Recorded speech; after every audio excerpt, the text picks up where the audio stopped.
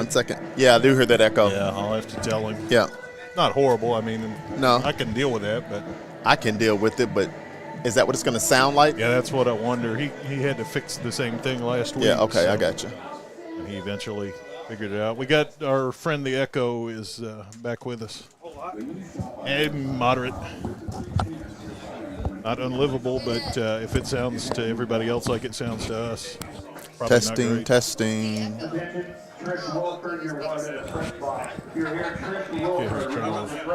Let's see. Nope, that's clean. That's nice and dry. I think you're good too. Testing, testing. Yeah. I think we're good to go now. Yeah. Okay, so what we'll do is we'll do the opening. Yeah. I'll do the disclaimer, then we'll do the opening. Yeah. And then we'll come to you and Yeah. you'll do the KHSAA thing. Okay. We'll do the weather. Uh-huh. Take a break. Yep. Come back with coach. Yep.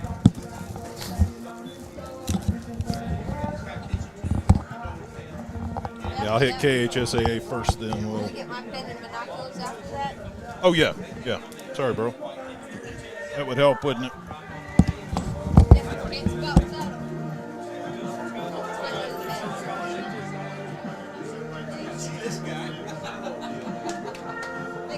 Yep.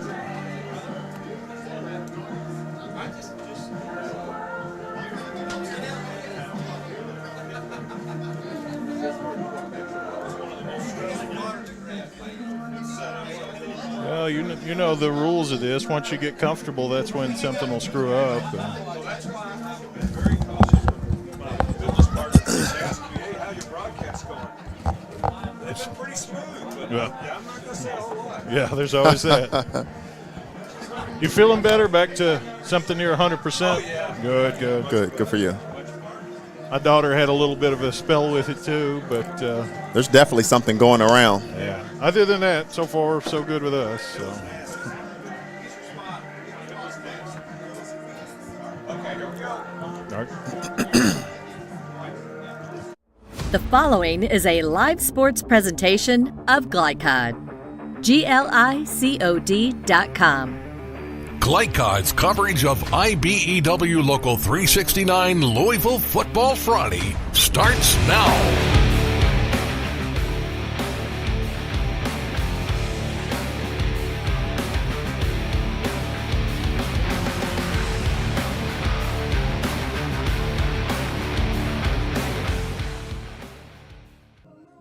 Good evening. From Veterans Memorial Stadium at Mayo High School, Joe Cox and Dion Reese here to bring you the Mayo Bulldogs and the Fern Creek Tigers in a second-round playoff game.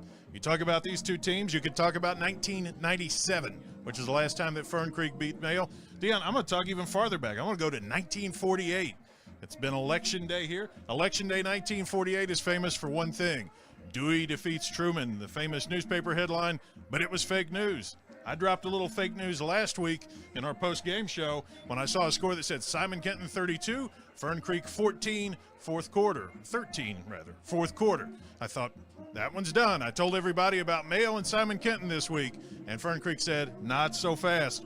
23 unanswered in the final 10 minutes and change, and now here are the Tigers ready for a shot at one of high school football's big dogs in the state.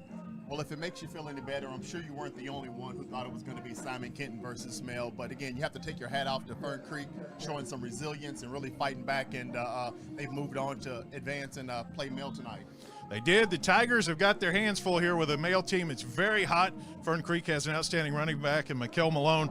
But Louisville's entire football stratosphere has to start and end at Mayo right now. The Tigers are going to have their hands full with a team that's just red hot on both sides of the ball, and Mayo figures to give them a handful. No doubt about it. Mayo Bulldogs are really playing some good football right now. So, again, as long as they're not turning the ball over and, racking up a bunch of penalties, it's probably going to be a tough night for the Fern Creek Tigers. The road to the state title goes through right here. Second round, Mayo and Fern Creek coming up here on Glycod. Family owned and operated since 1946, Thomas Car Wash has specialized in making Louisville cars look fresh and clean. Co-owned by 2006 Mill graduate Alex Thomas, Thomas Car Wash has 4 convenient locations, including their newly renovated one at 5321 Preston Highway, just a mile down from Mail. Additional locations include 6511 Preston Highway, 4139 Bardstown Road, and one at the intersection of Hurstbourne Parkway and Taylorsville Road. From full service to express washes to detailing and towel drying, wash local with Thomas Car Wash. UA Local 502 is offering great career opportunities for plumbers, pipe fitters, and HVAC technicians. They're seeking highly skilled and trained workers with or without experience. Incentives include debt-free education, employer-funded benefits, apprenticeship that comes with employment, and high starting wages. If you're ready to accelerate your career or just want a fresh start, UA Local 502 could be for you. Contact them at 502-361-8492. UA Local 502. We do it right the first time.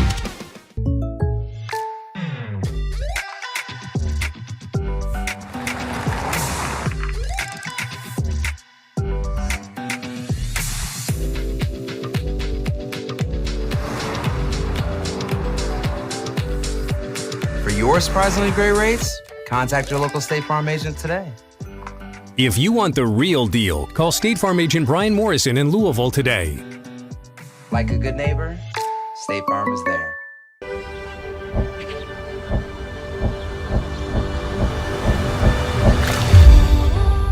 Tradition means values, and we want a banker who has the same philosophy. Traditional Bank is a Kentucky-based business, and that does mean a lot to a business that is based in Kentucky. They know what we're going through. They are always there for us, and that means more than anything else. My name is Allison. I choose Traditional Bank because of the personal service. Paddle on into Canoe, Kentucky.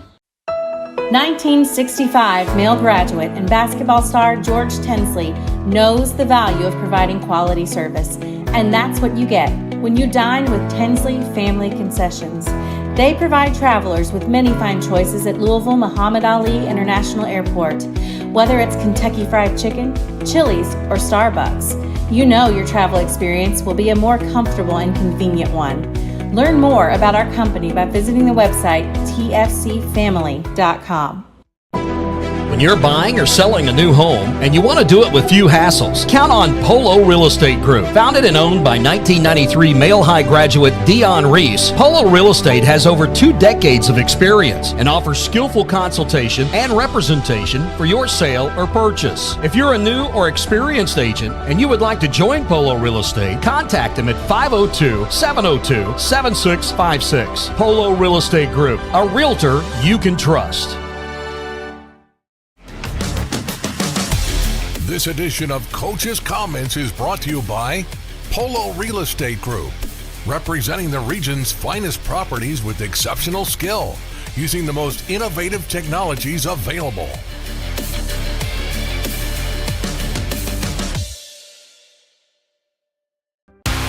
UA Local 502 is offering great career opportunities for plumbers, pipe fitters, and HVAC technicians. They're seeking highly skilled and trained workers with or without experience. Incentives include debt-free education, employer-funded benefits, apprenticeship that comes with employment, and high starting wages. If you're ready to accelerate your career or just want a fresh start, UA Local 502 could be for you. Contact them at 502-361-8492. UA Local 502. We do it right the first time. Welcome back to Mayo High School. Joe Cox and Dion Reese tonight here with Glycott. Second round matchup. And 2 teams that are not exactly strangers to each other. Mayo won the earlier game 61-13. And the Bulldogs, every time they touched the ball, they either scored a touchdown or ended the half. And so that's the biggest challenge I see immediately for Fern Creek is how do you hold pace with a Mayo offense that's just become a juggernaut. You know what? I don't have that answer. I mean, this Male High School. You might be over there coaching, right? Right. This Male High School team is really just playing well. They got a ton of talent. They're coached really well. So, again, unless they're doing things to beat themselves, they're going to be a tough match. That's the truth. A good start would help. Last week, Mayo a little sluggish. Greg Crossing held a 9-7 lead early in the second quarter, and they'd done all the things you would tell an underdog to do. They'd controlled the clock. They'd scored on both the drives. But then just like that, the game gets away from teams playing against Mail in a hurry, and that's what Fern Creek has to be careful about. Oh, no doubt about it. I mean, I think it's very important that they don't let Mail jump on them and get out big if they want to have a chance at the end of this game. Absolutely. Before we go any farther, I need to mention that this broadcast is authorized by the Kentucky High School Athletic Association for the private use of our audience. The use of pictures, videos, and audios without the expressed written permission of the KHSAA is prohibited. We thank the KHSAA and we thank our sponsors. And tonight, thanks to Thomas Car Wash, they are back for another season of Bulldog football on Glycod and proud to sponsor tonight's weather forecast. They've been fastest and finest since 1946. Take it to Thomas. A relatively balmy 51 degrees. Of course, it's been warm the last few days. It probably feels cooler than it is. Not a lot of wind, no rain chance, so should be a nice evening for football, Dion. Oh, this is some great football weather. I mean, you can't ask for much better. So, again, no complaints on the weather. So, looking for a great matchup tonight. You admitted you don't have the answers to how to slow down Mail. Let's hear from a guy who's going to try to scheme something up. Fern Creek coach Josh Abel with his comments on this matchup tonight here on Glycod. Joe Cox checking in with Josh Abel from Fern Creek, whose Tigers are about to take on Mayo.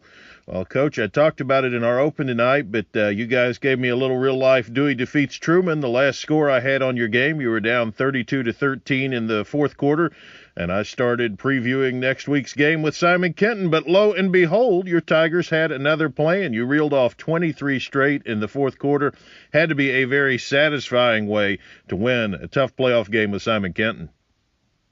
Yeah, we felt like it was going to be a close game. We didn't think it was going to end the way it did. We kind of felt like it might be a little back and forth, but no, we were super proud of the way the kids fought through it and were resilient. And I wish I could tell you it was coaching, but it really wasn't. Man, kids just started performing down in the fourth quarter. Well, your quarterback, Caleb Passmore, has to get a big chunk of the credit. 216 yards passing, 3 touchdowns. And, you know, when you're down 19, you're going to have to throw the ball, and he threw it and threw it well. How much momentum does that give Caleb moving forward into this week? Oh, it's necessary momentum, right? What the stat line doesn't show is that he started the game, I think, 0 for 6. So as the game progressed, he got a rhythm and got hot, and that's, you know, we just kind of rode that into the second half. So we're hoping for another big game from him this week as well.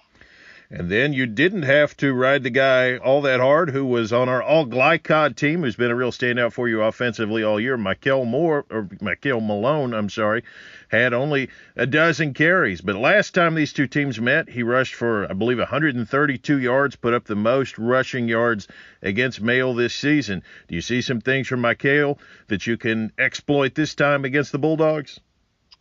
We hope so. He's been banged up the last few weeks. We kind of limping into the season, and as most teams are when you get to this time of the year. So we're hoping that he's healthy and ready to go, and if so, we'll give him the green light and let him do what he's done all year long.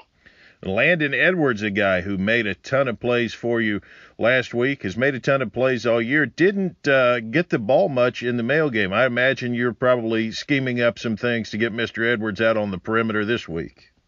It just boils down to matchups. Landon is a gamer. He's a kid that likes to take over the game when given the opportunity, and he's been able to do that a few times, and last week was certainly one of those opportunities. I know that KP and some of those other guys will get a lot of credit, but Landon, as Landon goes, the team goes, and so if he's locked in and he's hot, we're gonna be successful. So it's a matter of just being creative with how we get him involved, even if that means he's out to run routes to as a decoy or to hold another DB or whatever the case is. We always have to try to get creative and find ways to get him involved. Sure. Well, your offense made some plays in the first Mail game, but it was rough sledding defensively. How much do you just totally reimagine what you do, and how much do you say we are who we are and we've just got to execute better?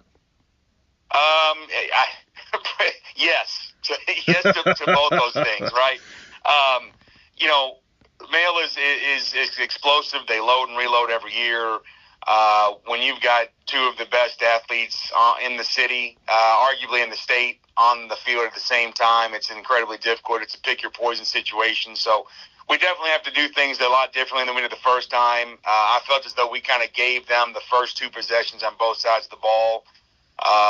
Special teams was, again, it doesn't show up on paper, but special teams wasn't very good the first time we played, so we gave Male's offense a short field quite a few times.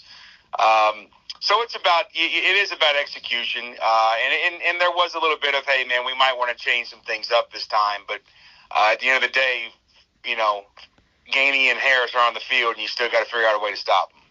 That's the pregame thoughts from Josh Abel and the Fern Creek Tigers about to take on Mayo coming up here on Glycod. When you're buying or selling a new home and you want to do it with few hassles, count on Polo Real Estate Group. Founded and owned by 1993 Male High graduate Dion Reese, Polo Real Estate has over 2 decades of experience and offers skillful consultation and representation for your sale or purchase. If you're a new or experienced agent and you would like to join Polo Real Estate, contact them at 502-702-7656. Polo Real Estate Group, a realtor you can trust. Go ahead, pour it on, as thick as you want to. Holy Smokes Barbecue and Catering, serving up the tastiest ribs, chicken, brisket, brown sugar sticky wings, mutton and ham, always served to you fresh and so good, it'll make you say, Holy smokes! Holy Smokes Barbecue and Catering, 7508 Preston Highway. Holy smokes! For more than 35 years, online and through our branch office locations, Ruoff Mortgage has helped people discover, finance, and move into their homes with confidence. From the moment you send in an application to the day you get the keys, Ruoff keeps things moving exceptionally fast. By sharing knowledge and professional guidance, Ruoff Mortgage helps people see the potential and excitement in the homeownership experience. Visit one of our convenient branch locations or get started online at ruoff.com.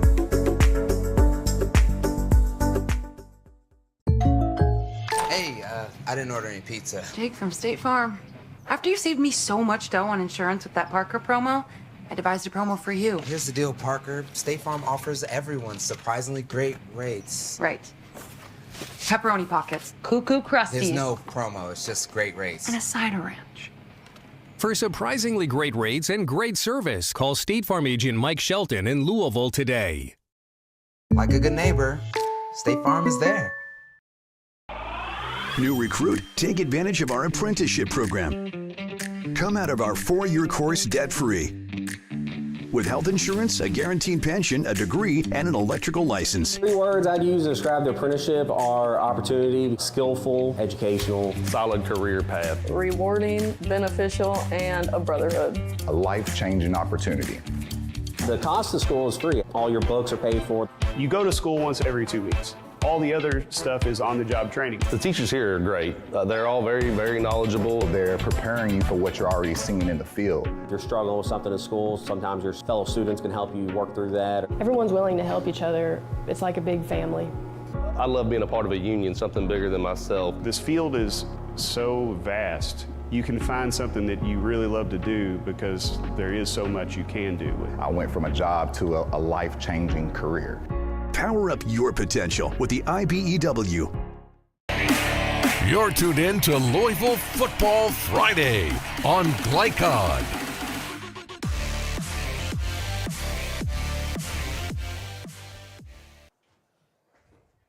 Mayo and Fern Creek coming up shortly here. Coach Abel, I think, honest about the fact it's one thing to go to Simon Kenton and win a playoff game at a 5-5 team. It's another thing to come in here and do it.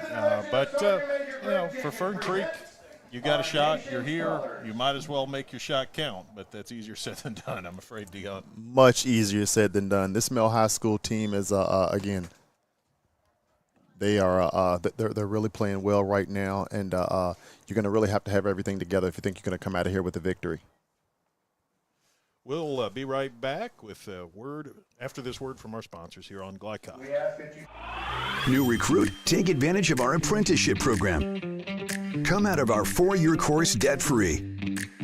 With health insurance, a guaranteed pension, a degree, and an electrical license. 3 words I'd use to describe the apprenticeship are opportunity, skillful, educational, solid career path, rewarding, beneficial, and a brotherhood. A life-changing opportunity.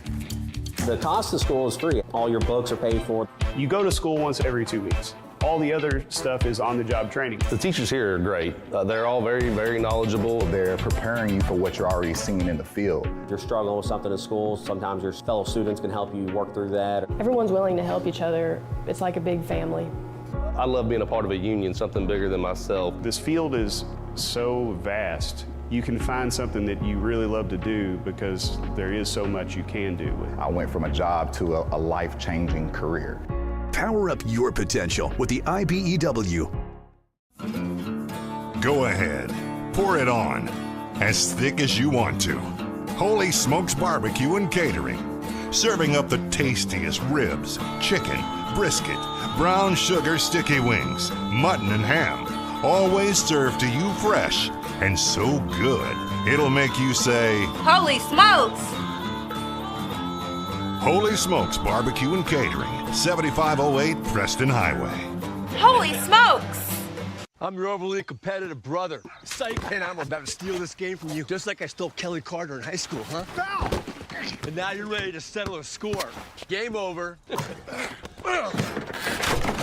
if you don't have the right home insurance coverage, well, you can end up paying for all this yourself. So get Allstate and be better protected from mayhem. Yeah, like me. Thanks, bro. Take a lap, rookie. Contact Louisville and Lexington Allstate agent Thomas Allen for a quote today. 1965 male graduate and basketball star George Tensley knows the value of providing quality service, and that's what you get when you dine with Tensley Family Concessions. They provide travelers with many fine choices at Louisville Muhammad Ali International Airport. Whether it's Kentucky Fried Chicken, Chili's, or Starbucks, you know your travel experience will be a more comfortable and convenient one. Learn more about our company by visiting the website tfcfamily.com. Blinds Direct, not just blinds.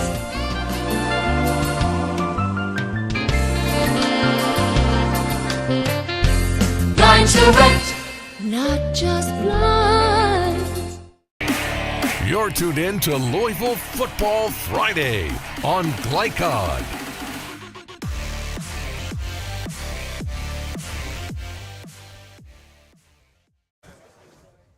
Sorry for the abrupt break there, but the national anthem and all those festivities have to go on before the game, and this gives us a good chance coming out of the break to tell you about tonight's keys to the game, which are presented by IBEW Local 369. Power up your potential.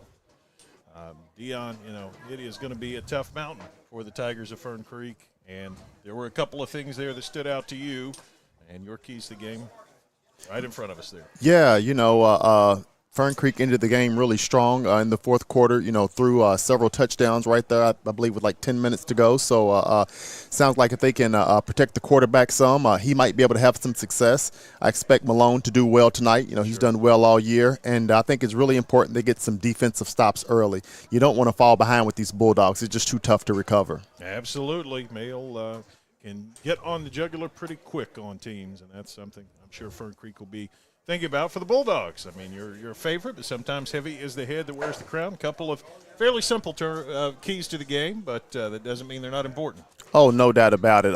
They're super important. And, again, this Male High School football team is just so talented. It's just tough for me to see Fern Creek coming out here with the victory if Male doesn't do something to beat themselves. So if they can just take care of the ball, keep the penalties to a minimum, they should have a good night. Only 5 turnovers on the year for the Bulldogs, so that's an incredible thing. If they can keep that up, that'll be a key tonight. Well, let's hear some comments from the guy who's tasked with leading these Male Bulldogs, Male head coach Chris Wolf, with his thoughts on their matchup with Fern Creek. Joe Cox having a pregame chat with Coach Chris Wolf ahead of the second-round playoff matchup with Fern Creek. You know, a week ago, Coach, for a little while, it looked disastrous. Great Crossing came out and scored on their first 2 drives and controlled the clock and kind of had everything going their way. And then it was like defensively, somebody flipped a switch. Was that personnel? Was that a change in strategy? Or was it just a wake-up in the second quarter? How did that come about? Well, it's definitely a change in strategy. We ended up going bigger on the outside because of their personnel and where they were hitting hitting the gap. So we went a little bit bigger, changed the personnel, and which changes the scheme a little bit, and that seemed to help out. But like I said last week in the pregame, I told you this was something we were worried about. We're down a few guys on defense, and that they ran the ball pretty well. So I think there's a little bit of forewarning what might happen, and we saw that. Well, now you get a Fern Creek team that similarly had some success with you guys on the ground. Their running back Malone has got the big play speed on the edge. Was last week in effect a pretty good training for this week for the Bulldogs? Well, yeah, they're both run-oriented teams. So Fern Creek does pass it more than what we thought Great Crossings does, but they're definitely very similar as far as they are run-heavy first and pass when they want, when they need to, I guess I should say. And but Fern Creek's got a big tight end, and they've got a couple of guys that can make some plays. They're a little bit better equipped in the passing game than Great Crossings was. Mm-hmm. Yeah, sure. How are things on the health front? You're going to have some more guys back and some more guys rounding closer to form, or is it just we're all kind of limping home at this point? Well, right now we didn't have the recovery as fast as we thought we would have, so we're still down. They haven't practiced this week, the defensive guys that were out last week. Mm-hmm. So, I mean, at this point in the playoffs, you just make a game-time decision because practice-wise, these guys have practiced 12 weeks. So if you can get them on Friday night, you'll take it. Yeah. But right now, none of them were able to practice, so we'll see what happens Friday night. Offensively, everything is just rolling smoothly for the most part. The ground game's going well. Coulter's playing great in the passing game. Tell me a little bit about O-line play, because it's one thing I can't really pick up. I'm kind of following the ball when the game's going on. What really stands out to you on tape about your offensive line right now? Well, the offensive line is like the rest of the offense. They've been very efficient. Very few missed assignments.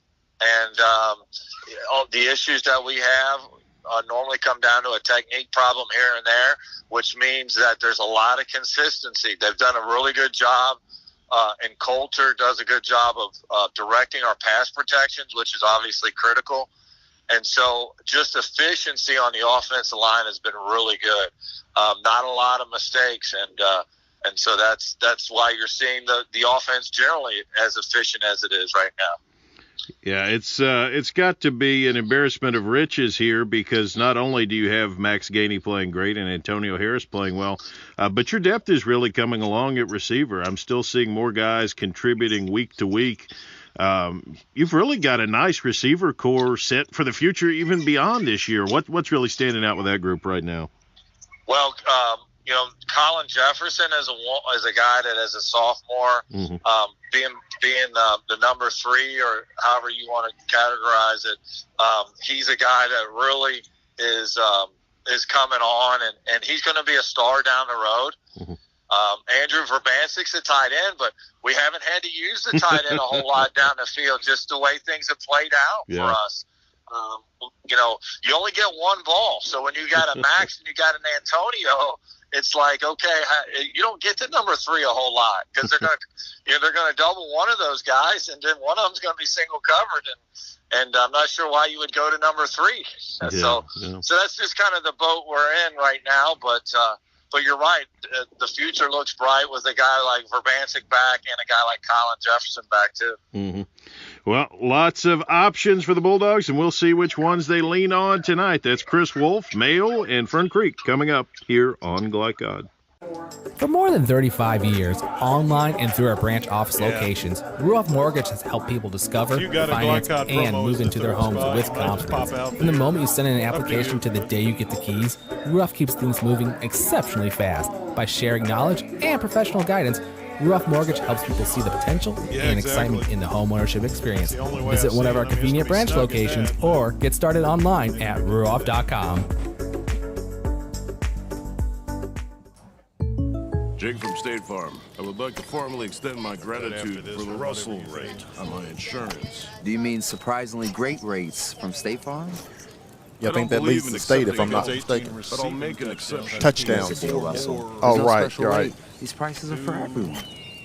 Consider us square. I made that from memory. I know your face that well. For surprisingly great rates and great service, call State Farm agent Mike Shelton in Louisville today. Like a good neighbor, State Farm is there. Glycon on YouTube is Kentuckiana's. And we're back. A look at tonight's key players ahead of Mayo and Fern Creek. A lot of significant contributors in this one. I wanted to spotlight a few of those just so you're ready. Caleb Passmore, of course, the trigger man on that offense, had a hot fourth quarter week ago. They'll be looking to continue with that. Malone, the excellent running back, he'll be key to what Fern Creek does. And, of course, Landon Edwards, excellent DB, excellent receiver, pretty good with the ball in his hands, however they can get it to him. Mayo, it's, again, embarrassment of riches. Gainey, one of the best players in the state, might well end up as Mr. Football, but he has plenty of company on the Tiger side, including Coulter Smith, 32 touchdowns. Gosh, that's a ton, Dion.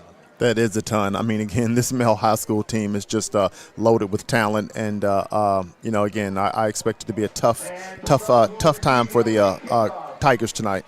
Harris, the excellent receiver and DB, can play everywhere. And Spike Souls, got to mention him, one of the best linemen up front, and a guy who we're lucky to see another year. Conley and Bates lead the defense. Conley at backer, Bates in the secondary, but plenty of help for these Bulldogs who are getting ready for Fern Creek. Coming up here on Glycon. I'm your overly competitive brother. Psych, and I'm about to steal this game from you, just like I stole Kelly Carter in high school, huh? Foul! And now you're ready to settle a score.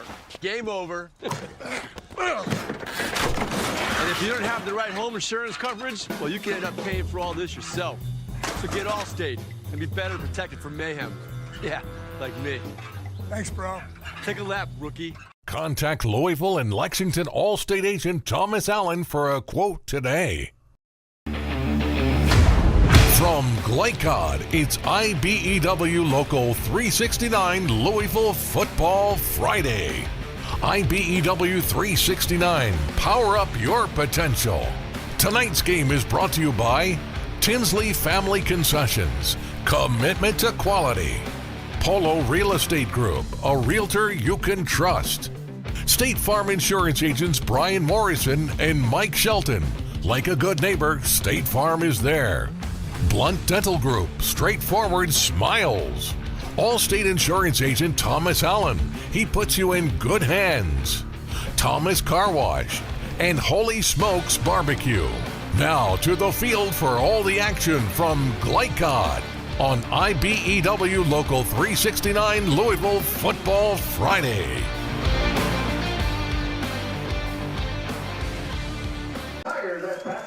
Fern Creek going to kick it off to the Mayo Bulldogs and get us started.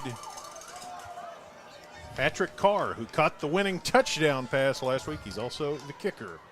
He's going to boot it. Antonio Harris, a dangerous man, back to return it. And Carr onside kicks to open the game, and it goes right through the hands of a Fern Creek player, and the second one grabs it. And Fern Creek football. It looked like they might have touched that before it went 10 yards, but maybe not. Looks like they called for a Fern Creek first down, but I'm not sure he let that go 10 yards. I think it was clean, but they're definitely discussing it. Maybe of the same mind that you are, Dion.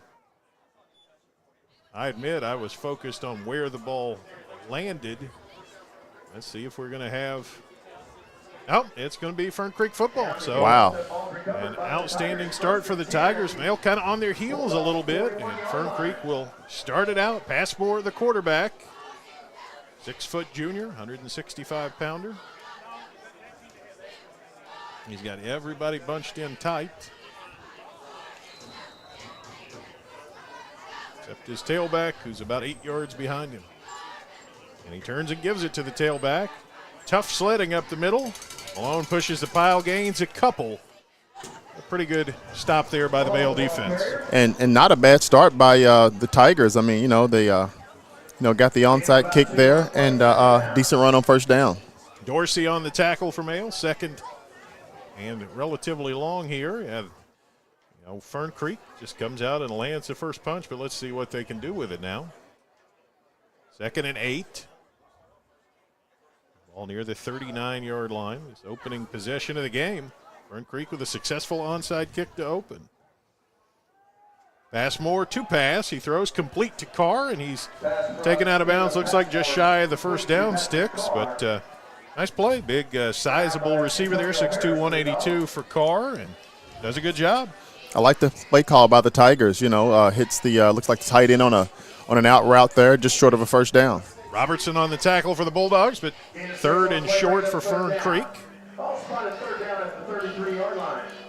Passmore has struggled at times this season, but he certainly came on and played big last week in that win at Simon Kenton. So you know that the Tigers are counting on a big performance from him.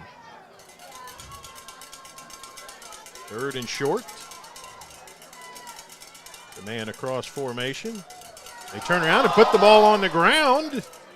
And I think Fern Creek covered it up. They were trying to sneak one to Landon Edwards. They do cover it up, and honestly, it's not the worst thing in the world for them because it's going to be fourth and short here, and you assume they would go for it here. I would say so. I mean, it's going to take some points to win this game tonight, and I think they need to be aggressive on the offensive side. Fourth down and short. Steve Bird reaches out to us, and I'd mentioned this to you in the pregame, but I wasn't sure about it. Shemai Gates has committed to Louisville, oh, wow. Male Congratulations. Star. So Steve confirms my memory. Appreciate it, Steve. Fourth and short. Fern Creek gives Malone on the edge, and he has got the first down. Puts his head down and churns for the necessary yardage. A nice run by Malone. And that's the thing about him, Dion. Not only is he a speed back, but for a guy who's not particularly large, 5'9", 185, he can get out there on the edge and be physical, too. Oh, he's running that ball hard. I mean, that was pretty impressive. I mean, he's got some great stats this season, and Fern Creek's off to a great start. Malone on the stop for the Bulldogs, but after a first down for Fern Creek. And notice how slowly they're moving. This is a play that I think they will take out of that great crossing playbook.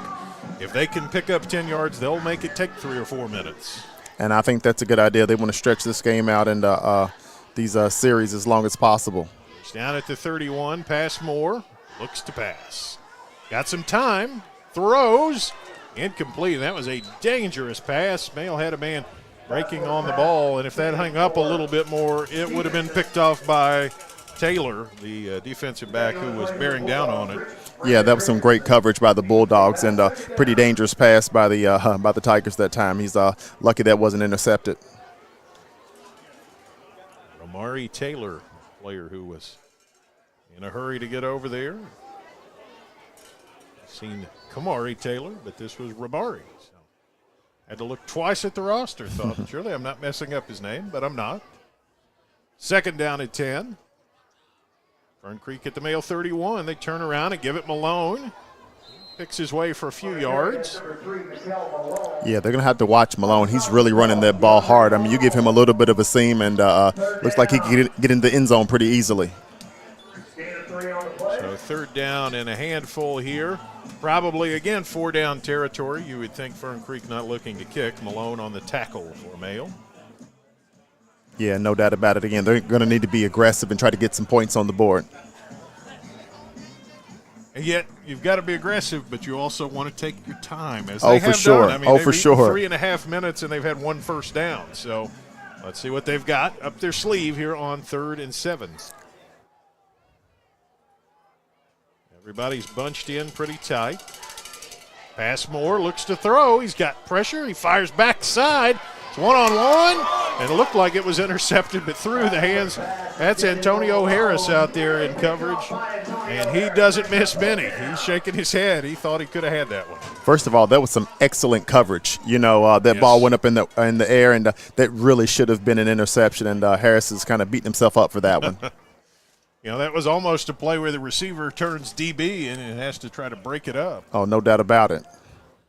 So 4th down and 7. This would be about a 45-yard field goal, so we are not going to see that. The Tigers going to go for it. Again, they're favoring these formations with everybody bunched in tight. That's what they're in. Passmore to throw. Pressure comes. He fires over the middle. Complete first down. Snuck it to that big receiver, Patrick Carr, and he's made a couple of nice catches. And this one for a first down. Yeah, he's doing a great job of getting open, and Passmore's getting him the ball. And he's a big boy, too, so I'm sure he's pretty tough to bring down. Robertson with the tackle, but not until it is a first down. Big gain there down to the 12 for the Tigers. For the second week in a row, a little bit of a sluggish start for the Mail Bulldogs. Yeah, and a pretty good start for the Fern Creek Tigers. They couldn't be much happier than this, I'm sure. Now 1st and 10, not quite 1st and goal. They are at the 12. Passmore in the shotgun. He's got it. He looks to throw. Pressure comes. He steps out. He fires. I don't know if he had room to get it in bounds. Looks like he did. Pass is complete. Got it to Malone out there, so a nice gain. Well played there by Passmore, who looks very comfortable so far tonight. Looks like he's still in that rhythm from last week's fourth quarter is what it looks like. They're playing some solid football right now. Caleb Passmore struggled. I think he only completed 4 passes in the first game between these two teams. He's probably completed that many on this drive. I was about to say the same thing. Second down at 4 ball on the 6. Passmore's got it, hands Malone, and he is swallowed up this time by the Male front. Runs into a brick wall. I figured that this is probably Malone territory, and the Bulldogs know that, so let's see who wins this fight down here. Aviance Davis, who is seeing increasing playing time here in recent weeks. Coach Wolf alluded to some injury concerns. They've got some guys banged up. So Davis, a junior who didn't play a ton in the regular season, he's seen a lot of snaps last week and then makes the tackle there. Yeah, this is the time of season where you really start to appreciate that depth on the team, because you can bring some guys in who still have some solid talent. Third down, they spot it back to the 8. Passmore goes under center.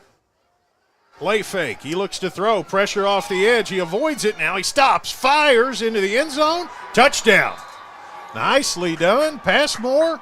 This guy doesn't look like the same quarterback who we saw 4 weeks ago. He's looking super sharp to start this game. I mean, he avoided a sack maybe 2 or 3 times and made a great throw in the end zone for a touchdown. I believe that was Landon Edwards able to grab that one. 8-yard scoring pass at Fern Creek on the board first. And to attempt the extra point is Patrick Carr out of the hole. Carr, the kicker, is on for the extra point. Snap is high, but they get it down. He kicks it long enough, and it is good. 7-0 Fern Creek, the early edge over Male here on Glycod. 1965 Male graduate and basketball star George Tensley knows the value of providing quality service, and that's what you get when you dine with Tensley Family Concessions. They provide travelers with many fine choices at Louisville Muhammad Ali International Airport. Whether it's Kentucky Fried Chicken, Chili's, or Starbucks, you know your travel experience will be a more comfortable and convenient one. Learn more about our company by visiting the website tfcfamily.com. You're tuned in to Louisville Football Friday on Glycod.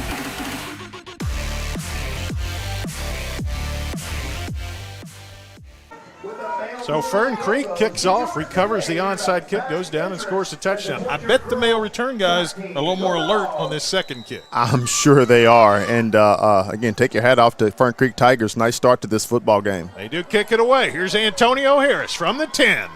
Antonio tries to find a seam. He gets out across the 25, but that's about it. Covered pretty well that time by Fern Creek. That was covered pretty well, and Mel's got some decent field position, so let's see what this offense can do for the Male Bulldogs. Coulter Smith, the senior quarterback, 32 touchdown passes on the season. He's the trigger man, and the other thing about Coulter, he's been very impressive, 32 touchdowns to just 4 interceptions. Oh, yeah, he's a true veteran quarterback. I mean, he's looked great this season and, a great leader for this Male high school team. Smith is in the shotgun as we start. Got Harris and Gainey to his right. Got one receiver left. Here's Smith. Play action, throws down the seam. Gainey out over the 40, catches it up to about the 47. So pickup of around 20 yards just like that.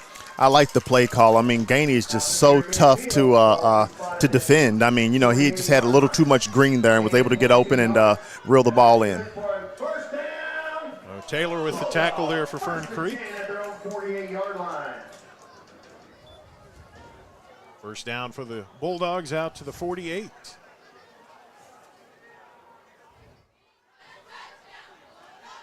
Bancek, the tight end in there.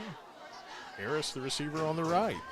They run it inside, a nice seam for the back Gates down over to the 40 to the 38-yard line. Shemai Gates with a first down right there. nice start for this Mel High School offense. They come out, complete a pass, and, nice solid run on the second play. This is exactly how they need to be playing tonight. White on the tackle for Fern Creek, but another first down. And Mayo, on the other hand, they're moving the ball, but they're doing it with tempo. They're trying to get out and go and turn this into a race.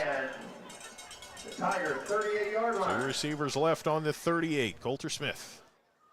Play fake. Going to fire, complete. Down to about the 31-yard line. Just a little easy pass to Antonio Harris, but a nice gain on first down. Yeah, easy but effective, and this Mel High School offense is really looking sharp to start the game. This is what the Bulldogs need.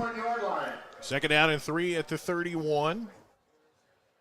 Fern Creek recovered an onside kick to open the game, went down and scored a touchdown. And Mayo trying to respond. Two receivers each way, actually 3 to the left, and now flag comes in. Sideline warning on the Bulldogs. The warning has no import, just stops the game for a second. Second down. Got to get those get-back coaches Oh, going. yeah, no doubt about it. This next time it won't be a warning. It'll be a penalty. So Trips left. Now Mayo sends a man across formation. That's Gates, actually, who goes into the backfield. Settles beside Smith, who looks to throw. Smith's going to take a deep shot. Harris is out there. Can he catch up with it? Did he get a foot down? No. What a catch. Yeah, nice grab by Harris. The only question was whether he could get a foot down, and apparently not able to there in the corner. Yeah, I'm sure they'll come back to that again soon. But again, just a nice attempt by the Mill Bulldogs. Just couldn't get the ball in the end zone inbounds. 3rd and 3. It's a tough throw to make because you've got not only the depth concern, but then the boundary concern. Exactly. Really tough throw to make. Got to put it in a pretty precise window, and he did put it in a pretty right, precise he did. window. He sure did. Missed by an inch. 3rd and 3. Got some shifting going on by Mayo. Grinter and Verbancic go left to right. Now they're going to run it right. It's Gates with the first down to the 25, stays up to the 22-yard line. Yeah, another solid run by Gates, and I think you said he committed to the U of L, University of Louisville, so I'm sure he's got a little extra energy tonight and looking to perform well. James White on the tackle for Fern Creek, but a first down. And congratulations to Shemai. His numbers are not going to be that great because he splits carries with Chase Burton, but he's as good a back as you'll see.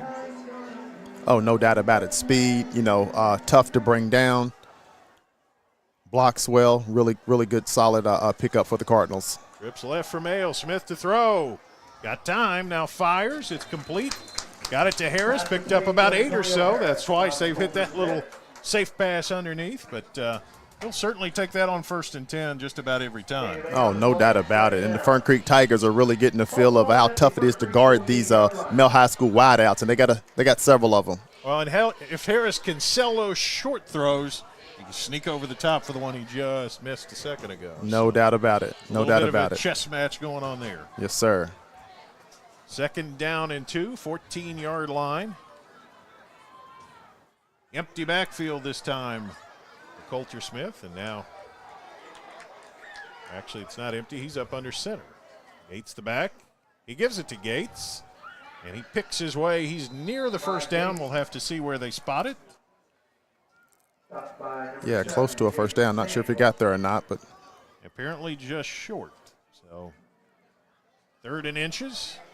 And 1 on the play, ball spotted 3rd down at the 13-yard line. Not really a concern for the Bulldogs, the way that offense is operating.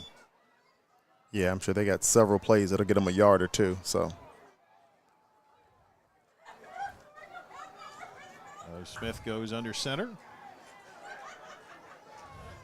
Gates the setback. Fakes it to Gates. Smith's going to roll left.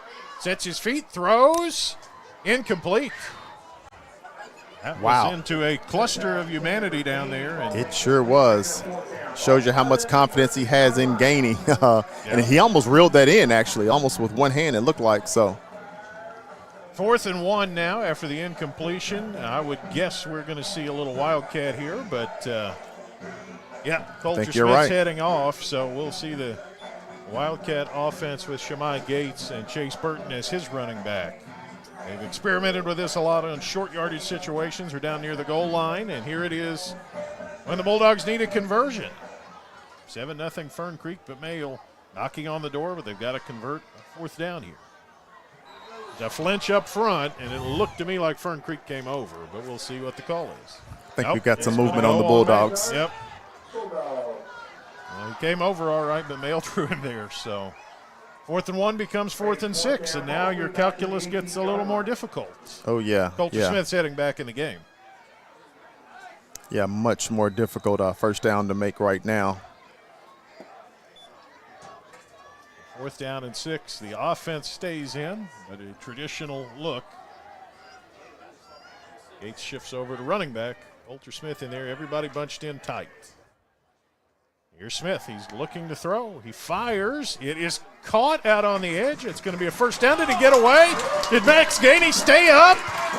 He did. He stayed up. I don't know how he did that. Touchdown Bulldogs. It looked like they were going to get him down, but he's just not going to fall down. You got to bring him to the ground. So Max Gainey, I think that's 19 touchdowns for him. Receptions leading the state. So touchdown Bulldogs. Great job, Max Gainey and Coulter. You talked about the confidence in him, and you saw it there, a big play. Even if he'd gone down where they got him, it was still a first down. But Max Gainey, a little, can't call it sleight of hand, sleight of feet maybe. Extra point is away. It's Vallandingham's kick, and it is good, and we're tied at 7. 4:06 to go in the first here on Glycod. For more than 35 years, online and through our branch office locations, Ruoff Mortgage has helped people discover, finance, and move into their homes with confidence. From the moment you send in an application to the day you get the keys, Ruoff keeps things moving exceptionally fast. By sharing knowledge and professional guidance, Ruoff Mortgage helps people see the potential and excitement in the homeownership experience. Visit one of our convenient branch locations or get started online at ruoff.com.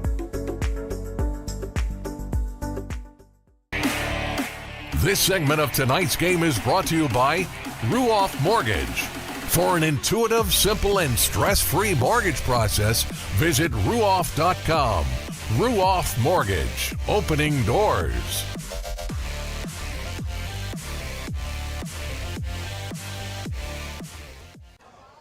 And the Mayo Bulldogs draw even at 7-7. Seth Henson ready to kick it off, but looked around and he didn't have the football, so the game ball's coming back in. Now it's in. We're ready to go. Good answer by Mayo. Oh, definitely a good answer. That Mayo High School offense really looked sharp, and they needed that answer, and they came back with one. So let's see if the defense can follow up and get a stop here. Now we have 2 footballs. We went from none to 2.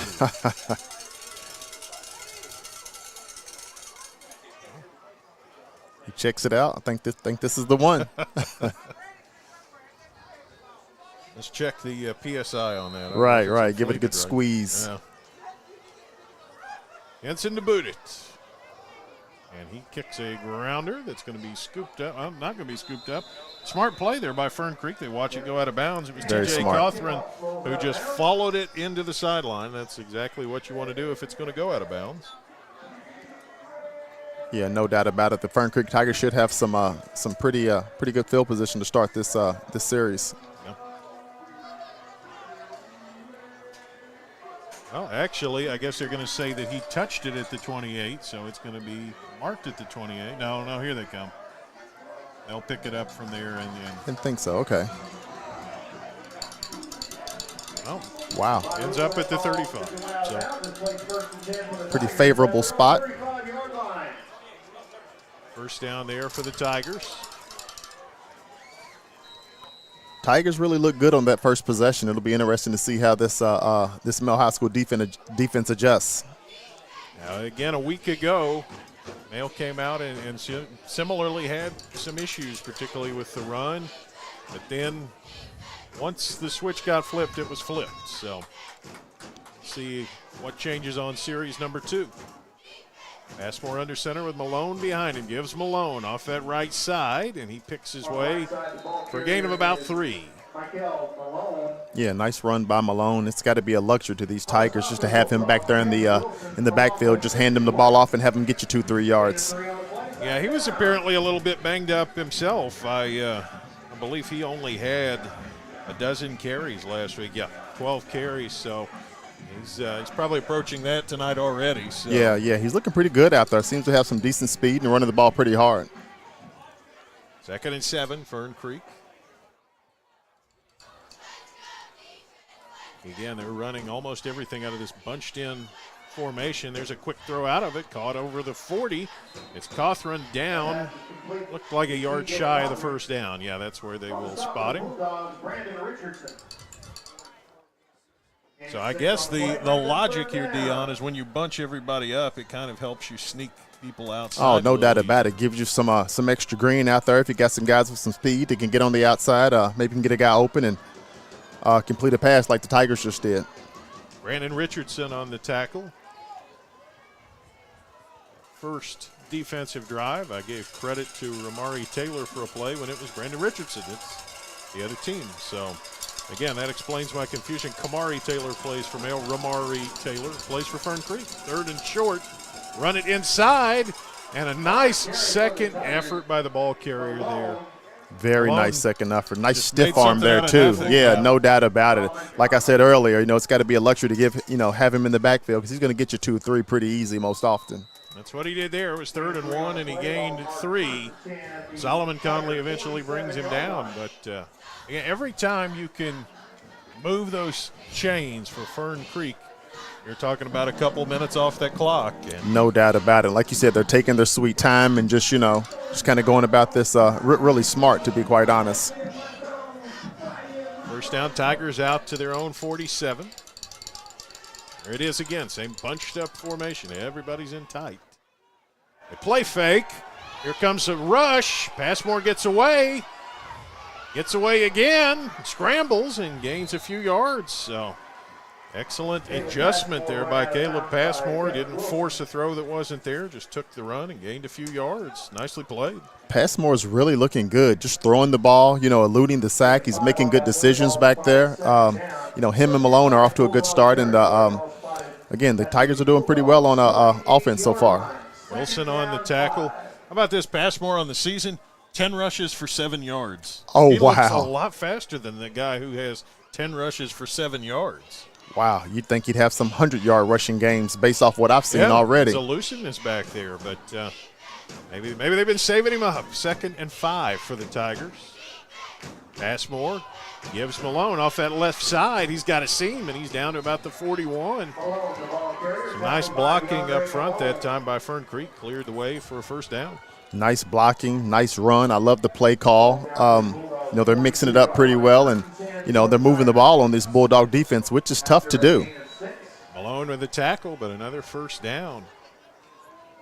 So we're nearing the end of the first quarter. And this serves 2 purposes. One, when your offense is on the field, Males isn't. That's right. The other, shorten that game. Oh, no doubt about it. I mean, I think this is exactly what Fern Creek was looking for. First down at the 42. Passmore up under center. Mikel Malone about 7 yards behind him. Turn and give it to him, and Malone picks his way over the 40 down to about the 39, 38. Yeah, Malone's looking to have a pretty solid game already. I mean, he's getting positive yardage every time he touches the ball. Conley on the tackle. And yeah, they're very comfortable. If he can run for 3 yards, he can run for 4 yards. You do that 3 times, you're where you want to be. No doubt about it. Get those chains moving. In the final minute of the first quarter. Tigers probably have to run one more play here. Yeah, I think so.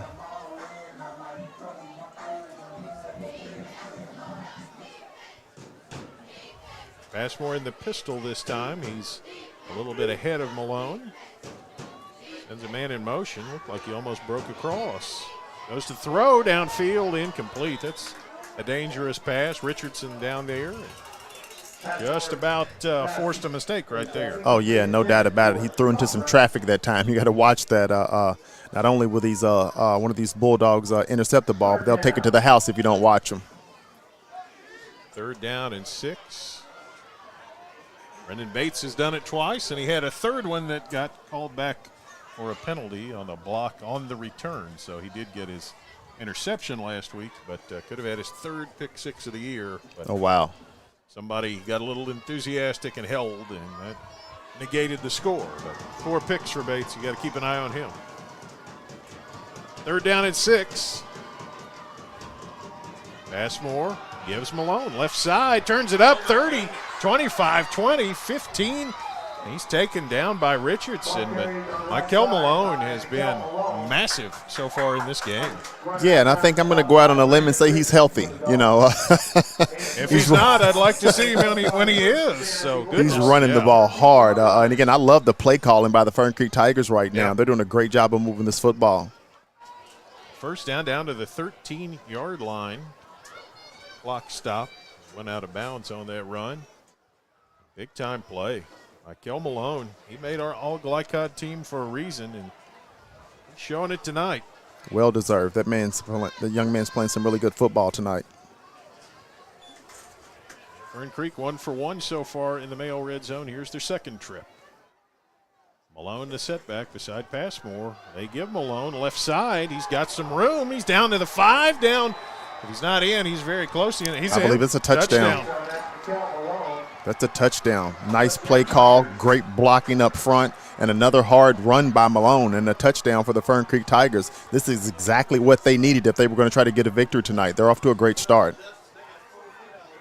So far, it's not been a question of keeping up for the Fern Creek offense. 2 possessions, 2 touchdowns. Yeah, really impressed with Malone and Passmore. You know, both of those guys really playing well so far. Carr on for the extra point. Snaps there, kicks out of there. It's long enough, and it is good. 14-7 Fern Creek near the end of the 1st here on Glycod. For more than 35 years, online and through our branch office locations, Ruoff Mortgage has helped people discover, finance, and move into their homes with confidence. From the moment you send in an application to the day you get the keys, Ruoff keeps things moving exceptionally fast. By sharing knowledge and professional guidance, Ruoff Mortgage helps people see the potential and excitement in the homeownership experience. Visit one of our convenient branch locations or get started online at ruoff.com. This segment of tonight's game is brought to you by Ruoff Mortgage. For an intuitive, simple, and stress-free mortgage process, visit ruoff.com. Ruoff Mortgage, opening doors. Fern Creek, 2 possessions, 2 touchdowns, and Mayo for the 2nd week in a row has to overcome a sluggish start. Ours kickoff is away. Harris goes to get it, and he does. Here comes Antonio Harris trying to come all the way across field. He's got a seam. Can he get the edge? Oh, he's tripped up at the 38. As a shoelace tackle that saved a touchdown. No doubt about it, like literally a shoelace tackle, but I think we got a flag down on the field as well. So it wouldn't have mattered anyway. Yeah, and boy, that's going to put Mayo deep in their own territory. Yeah, that's really going to be a challenge for this Mayo High School offense. They look good on their first possession, but let's see if they can keep that momentum up and come back and answer the Fern Creek Tigers. It's easier to go 62 yards than about 92, or actually like 94 when all is said and done and this ball is set. It's a ways down there, so Bulldogs have their work cut out for them here. Actually, call it the 5. So Harris nearly broke free for a touchdown, was tackled at the 38, but the penalty brings it back to the 5. Those are big penalties. That's a lot of yards. Huge penalties, yeah. Coulter Smith under center. Turns around, they run it. I believe that's Gates picking his way out to about the 7 or the 8, and that'll end the first quarter. 14-7 Fern Creek after 1 here on Glycod. New recruit, take advantage of our apprenticeship program. Come out of our 4-year course debt-free. With health insurance, a guaranteed pension, a degree, and an electrical license. 3 words I'd use to describe the apprenticeship are opportunity, skillful, educational, solid career path, rewarding, beneficial, and a brotherhood. A life-changing opportunity. The cost of school is free. All your books are paid for. You go to school once every 2 weeks. All the other stuff is on-the-job training. The teachers here are great. They're all very, very knowledgeable. They're preparing you for what you're already seeing in the field. If you're struggling with something at school, sometimes your fellow students can help you work through that. Everyone's willing to help each other. It's like a big family. I love being a part of a union, something bigger than myself. This field is so vast. You can find something that you really love to do because there is so much you can do. I went from a job to a life-changing career. Power up your potential with the IBEW. You're tuned in to Louisville Football Friday on Glycon.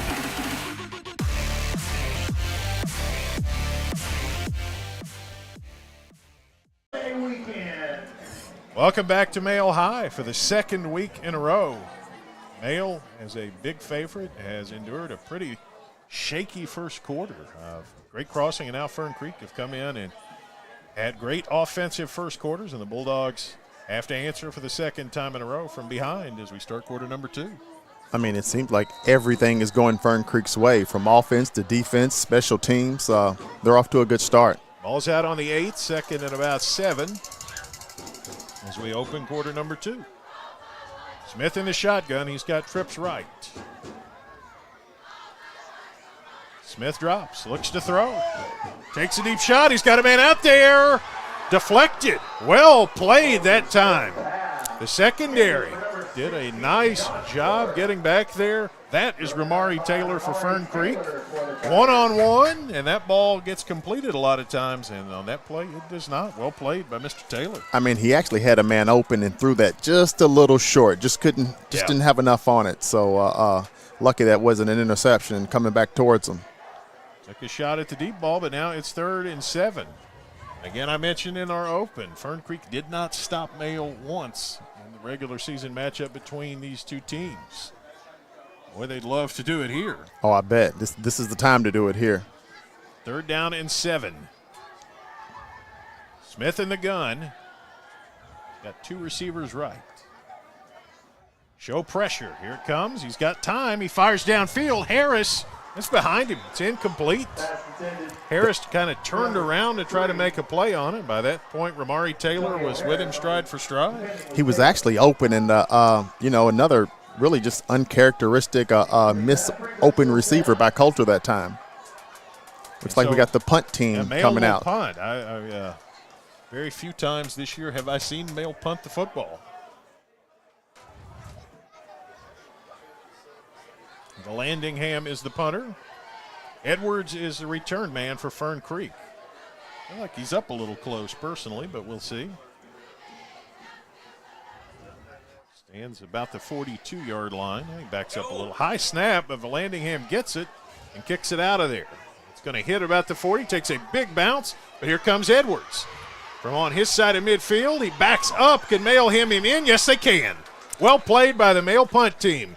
You don't want to punt, but if you have to, you flip the field pretty effectively right there. No doubt about it. That was a great punt by the Bulldogs, and, the tough part about that is here comes this Fern Creek offense that's playing really well. So let's see what the Bulldogs do this time to stop them. So end up with a net of 47 for Male on that play. They punted from their own 8, and it was a high snap to Valandingham. It was a high snap. That was probably the edge of his vertical jump to rein that one in, and then gets a pretty darn good kick out of it. Solid kick. Excellent coverage. First down Fern Creek, but they're on their own side of midfield at the 45. Passmore gives Malone, and this time he is met in the backfield. He gets back to the line, nothing more. And that's the key right there. They were able to get some penetration and catch him in the backfield before he gets going. He's tough to bring down. 2nd down and 10. And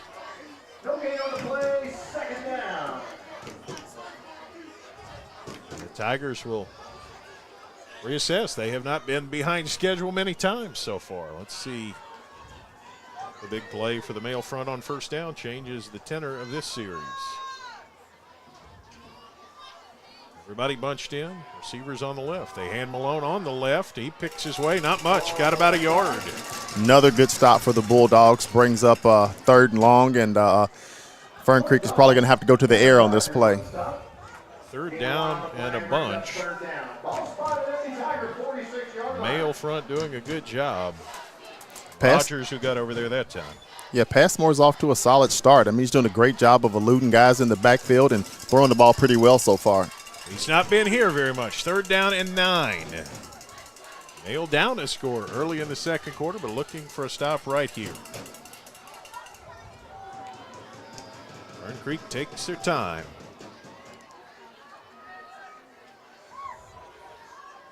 Bulldogs playing it pretty aggressive. Got a lot of guys in the box. Passmore with some heat coming. That looked like a hold.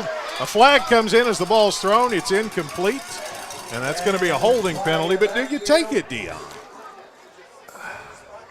I mean, you can back them up 10 yards, maybe more. But 3rd down. I have a feeling they're going to take it. I think you're right. So good heat that time for the Bulldogs. Rogers in there. Andrew Cunningham in there. It looked like there might have been 2 holds on that, but I think he held him and got it loose and held him again. But I guess you kind of figure if they're going to call one, we might as well get our right, no doubt about it. So the penalty is move it back 10. It's 3rd down and 19. Big pass rush there for the Bulldogs. Cornelius Williams along with Kevin Rogers. I like the heat off the edge from the Bulldog defense that time. Oh, yeah, now they're looking good, yeah. See if they can cook that up again. Receivers are bunched up to the left. They run it. And a nice hole, and Malone gets out near the 50-yard line. So it's going to be 4th down and probably a punting situation, but from 3rd and 19, it gets interesting. Harris on the tackle. 4th Looks and 6. like the punt team. I believe we have the punt team coming on. Now, Passmore was the punter in the game that I saw. And let's see what they do here. Looks like it may be Carr this time. Carr's caught a couple nice passes himself, kicked the extra point. Kicker, yeah, he's on the punt. Yeah, they've got him to punt. So here it comes. Carr is going to kick it, almost blocked by Mayo. But it's a nice kick, and it's going to sail deep inside the 10-yard line, inside the 5-yard line. It didn't look like much off the foot of Patrick Carr, but with the roll, it becomes a heck of a punt. Oh, it was a solid punt. I mean, they're just, again, a lot of things going Fern Creek's way so far. They can't have too many problems with this start that they've had.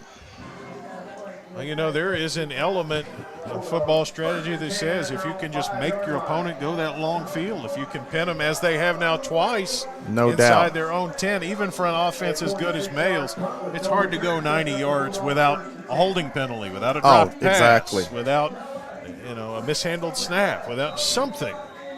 And so far, that's worked pretty well for Fern Creek. Mayo backed up to their own 5 again.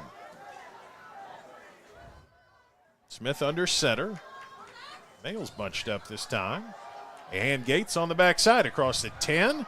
Running out near the yard marker. Looks like he got the 1st down. We'll have to see where he's spotted, but it looks like that'll move the sticks. Yeah, we've been talking about Malone a lot tonight, but the Bulldogs have a couple pretty good running backs themselves. So, with Burton and Gates back there, those guys are a handful to deal with. White on the tackle for Fern Creek. It is indeed a 1st down. Put the ball out at the 17. Gain of a dozen for Shemai Gates.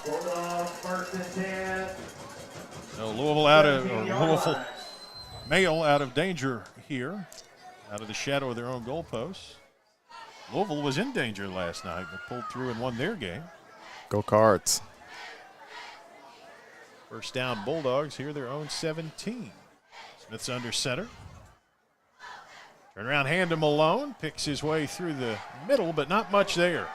Not much going. Not much at all. Great job getting some penetration by the Fern Creek defense, and we're able to get a stop there right at the line of scrimmage. Nicely played that time by Mayo. Strung it out pretty well. I think that was Carr on the tackle. He's making tackles. He's kicking the ball. He's catching passes.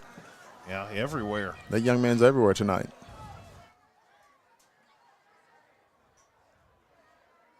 Second down and about 8 here. It looked like he came across. Guys. Take a shot here. Grinter's got it. Looks like a free play. And Grinter up to about the 35. So if that is indeed offsides on Fern Creek, you take the play in the first down. Did they throw a flag? I don't see a flag there. Boy, yeah, it sure looks like Carr got an no doubt early about start. it. Yeah, either he was offsides or he timed it perfectly. Taylor on the tackle for Fern Creek, but yeah. In any case, presence of mind for Coulter Smith. First down. Yeah, Grinter did a good job of getting open and reeling the ball in. So from the 5 out to the 35, Mail down a score, but moving the football. Smith's got everybody bunched in pretty tight. Sends Grinter across formation, hands behind him to Gates. Out across the 40, takes a big hit, and runs up near the first down marker. A good physical run for Shemai Gates. No doubt about it. Like you said, he took a big hit, but he kept those legs pumping. And was that a first down or almost roughly like 9 yards on that carry? That was a great call, great run by the Bulldogs. Now 2nd and 1 for an offensive coordinator is a license to do whatever you feel like. No doubt about it. The whole playbook's open right here. Yeah. James White on the tackle for Fern Creek. You could take a shot. You could say, let's just keep a good thing going and pick up 2 yards and get a first down right here. It's a little over a yard, but still 2nd and call it 1. Grinter goes across formation again. They Looks play like a fake. shot. They are going to take a shot. Out there, Grinter. Can he get in bounds? No, the ball sails. Coulter Smith was under some pressure, and that pass a little bit tall for Grinter out there. It was wide open. He was under some pressure, and Grinter did a good job of getting open. He was wide open, just couldn't get him the ball. Now the official this time spotted the ball at the 43. That ball was closer to the 44 a second ago. On an incomplete pass, Mail somehow lost half a yard, but in any case, 3rd down. Smith's had a few passes sail on him tonight. He has. Uncharacteristic of Coulter. Gates the back behind him. Smith goes under center. Turns and leaves with Gates. Gates picks his way, first down. Out to midfield and across midfield. Solid run by Gates, making some guys miss and just running that ball hard. Mail doing a little anything you can do, I can do better. So. Oh, for sure. Carr on the stop. Now, he does everything. He's handled kickoffs. He had an onside kick that they recovered, did a nice punt, caught some passes. That's at least 2 tackles for him. So, no doubt about it. He's like you said, he's all over the place tonight. Mail moves it into Fern Creek territory, trailing by a score midway through quarter number 2. The score will raise a few eyebrows, I suspect, across the Commonwealth. Grinter across formation. They run behind him. Gates picks his way to the 45, puts his head down to the 44. A physical run for about 5 for Shemai Gates. Another physical run. I mean, he does such a great job of just hitting the hole really hard and keeping those legs pumping. Cothran and Taylor on the tackle. But, yeah, Gates doing the same kind of stuff Malone has done. So. No doubt about it. Both of those guys are really, really good running backs. If you like the running game, this one's been pretty productive so far. Shotgun formation. Coulter Smith's got Shemai Gates beside him. Everybody bunched in. Might have been offsides again. And this time, they stopped the game. Wow. Now, I don't see a lot of free play passes anymore, but a lot of it, Dion, is because officials are so quick to step in and stop it. In my day, you get that free play. That free play, yeah. Go for the end zone on the play like that. Yeah. But they blew the whistle and called it dead that time. That moves it up. It's 2nd down and a yard. Onto the 40. Like you said earlier, kind of opens up that playbook again for the Bulldogs. Yeah, they had a nice play the last time with Grinter leaking out. Didn't connect on it. Let's see what they've got on 2nd and 1 here. Gainey's got a lot of green up top. Harris goes that way. And it's a play fake. Harris is the target. Harris is out there. Harris got it. No. Raked away at the last minute. Nicely played. It looked like he had it. I guess he bobbled that as he was going down. And the DB over there did a nice job. It's like Landon Breedlove. Oh, I'm sorry. That's Josiah Eubanks. the Bulldogs are doing a great job getting downfield and getting open, just not, able to just pull it all together. The play. Yeah. There have been several near misses. Harris had the one catch, which was just out of bounds. That's right. And there were a couple of passes on the last possession where just couldn't quite hook up the timing. Game of inches. That's it, 3rd and 1. So the good news is you come back and you still only need a yard. Grinter goes across formation. They run behind him. Gates with the first down. Shoves his way down to the 35 or so. Yep. Also some good news. You got Gates in the backyard, in the backfield. So yeah. Can lean on that. I definitely think this is a game where at halftime, Coach Wolf's going to be looking to tune up the passing game more than a little bit. Oh, no doubt about it. I would guarantee that. He's again, take your hat off to the Fern Creek Tigers. They're playing a solid game. Yeah. Peyton on the tackle that time. Moten in there as well. But a first down for the Bulldogs at the 34. All this running, the clock's moving pretty quickly in this one. Shotgun for Smith, bunched up formation. Bolter looks to throw. Got a man, fires it, complete. Across the 30, 25, and shoved out of bounds. That's Grinter on the play. DJ Grinter seeing lots of action here. No doubt about it. He's really grown and progressed well as the season's gone on. Just got open and got the ball in. And was it a first down or just short? I thought he had it. Yeah, that's a first down. First down. Spotted at the 24. Landon Edwards able to get over there and shove him out of bounds. But this play keeps the sticks moving. Again, this drive started, remember, back at the Male 5, and now they've moved it down to the Fern Creek 24.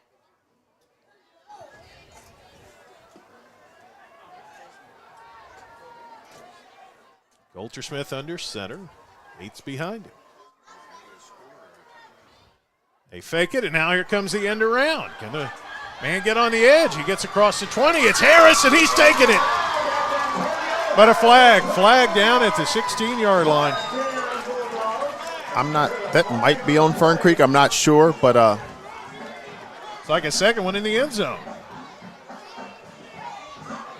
It's going to be a hold on against the Bulldogs.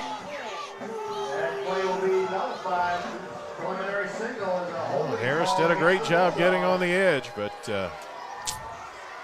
somebody, I guess, at the point where he turned it up.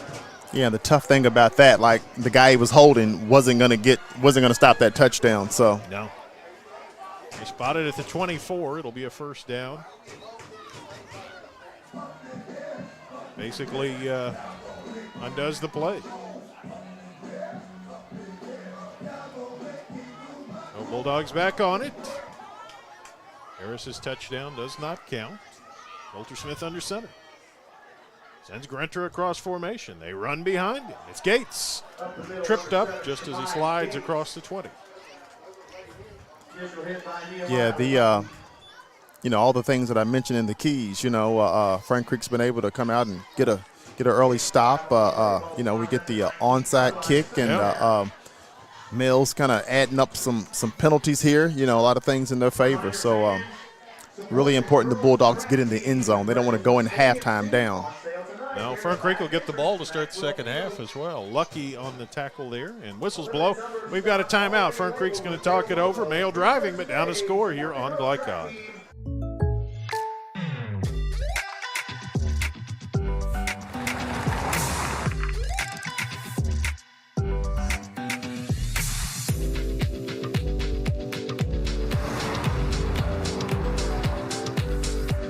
For your surprisingly great rates, contact your local State Farm agent today.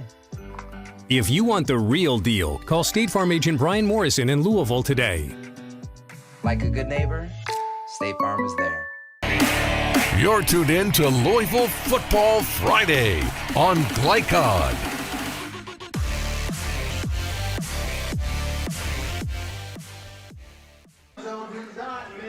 Louisville Male trailing 14-7 to Fern Creek.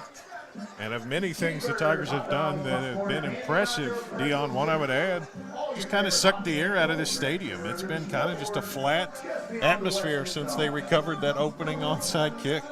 They have, and I mean it didn't stop at that onside kick. I mean they've done a really good job running the ball. Passmore's doing a good job eluding sacks and making good throws. And again, this Fern Creek team is off to as ideal of a first half as I think they could ask for. Yeah. I think if you'd asked Josh Abel to script me your best of all possible world's first half, maybe he'd say get a stop right here. And other than that, I think he's probably already seen it. But the good news for Mayo is they are still very much hanging around, down to score, but they are on the cusp. Now inside the Fern Creek red zone, 2nd and 5. 2 men in motion. Everybody's to the left, and Coulter Smith starts to fall down and flip the ball backward. Gates able to cover it up. Yeah, that was pretty dangerous and really smart by Gates. Just cover the ball up, take care of the football. Yeah, I think you just fall down there. No doubt about it. No doubt about it. You lose fewer yards and you don't put the ball on the ground. But Gates with a veteran play, able to cover it up. And now it's going to be 3rd down and a bunch. Loss of 8 on the play. Ball's marked at the 27-yard line. So ball's back at the 27. I'm not really a fan of this much time going by and Gainey not touching the ball. He's so explosive. I mean, you got to figure out how to get the ball in his hands. He's on the right here. The outside guy, but everybody's bunched in pretty tight. 3rd down and long. Smith to throw. Fires. It's caught inside the 20. Grinter shakes free inside the 10. I believe he's got the first down. We'll have to see where they spot it, but looks like he has. Yes, first down. Big play again. Boy, DJ Grinter, he is having a game tonight. He's definitely off to a great start. I mean, just doing an excellent job of just getting open and, really impressed. He's able to reel that ball in. He's catching the ball well and running after the catch also. White and Samuels on the tackle, 1st and goal at the 9. Smith under center. Sends Grinter across. They run behind him. And getting to the edge, Shemai Gates gets in for the touchdown. Touchdown Bulldogs. A nice patient drive. Nobody panicked. Everybody just did their job. And this drive, that's pretty impressive. 95 yards. Yep. They're mixing it up between the pass and the run. Really balanced. And, besides a couple of hiccups on a couple of penalties that they had, that was a really, really good drive by the Mayo Bulldogs. So Textbook. Extra point here to tie it. Henson is the kicker. Now the hold number 17 is Theron Davidson. There's the snap. There's the kick. It's certainly long.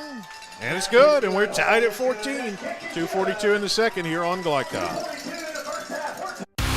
UA Local 502 is offering great career opportunities for plumbers, pipe fitters, and HVAC technicians. They're seeking highly skilled and trained workers with or without experience. Incentives include debt-free education, employer-funded benefits, apprenticeship that comes with employment, and high starting wages. If you're ready to accelerate your career or just want a fresh start, UA Local 502 could be for you. Contact them at 502-361-8492. UA Local 502. We do it right the first time. Research has shown high school sports to be a great community influence. Join scores of local businesses that have partnered with Glycod in sponsoring live, hometown-oriented sports programming on our video and social. Shemai Gates, 9-yard touchdown, pulls the Bulldogs even, 14-14. Here's the kickoff. It's a line drive kick. It's going to be returned, bobbled down at about the 12. Now Fern Creek only going to make about the 19-yard line. Covered pretty darn well by the Bulldogs on that one. Great coverage by the Bulldogs. And now the Fern Creek, I think they have the longest field they've had this game. Yes, so it'll be impressive to see, or interesting to see what they can do in these next two and a half minutes. Steron Davidson, the man with the tackle on kick coverage. And yeah, now this is kind of a question about how aggressive two coaches want to get. It's 14-14. Josh Abel's thinking, let's get it to the locker room here. We get the ball out. Chris Wolf wants that lead. Oh, no doubt about it. But I think Fern Creek should be aggressive here and try to get some points on the board, to be quite honest. First down, Tigers. Their own 19. Passmore, the quarterback. Gives Malone on that left side. He puts his head down and gets about 5 yards. A nice run on first down. They're still shoving in the pile. Yeah. They would typically blow that dead a little earlier. Right. 22 guys in the pile, that might be a wise idea.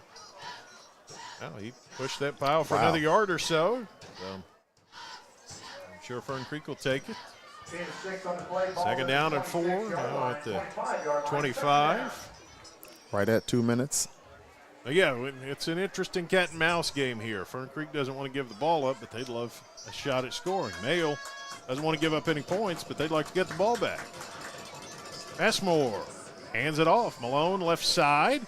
First down out across the 30-yard line. So now we'll see if they get a little more aggressive. But it's also kind of antithetical to what they've done. It's been run first. No doubt. You know, I'm not sure that they're at this point really geared up to do too much in terms of deep shots, and they might hurt themselves more trying to do it. You definitely want to be careful here. You know, there's a balance between potentially getting some points on the board and turning the ball over here, so you don't want that. Conley with the tackle that last play for Mayo. First down Fern Creek out at the 33.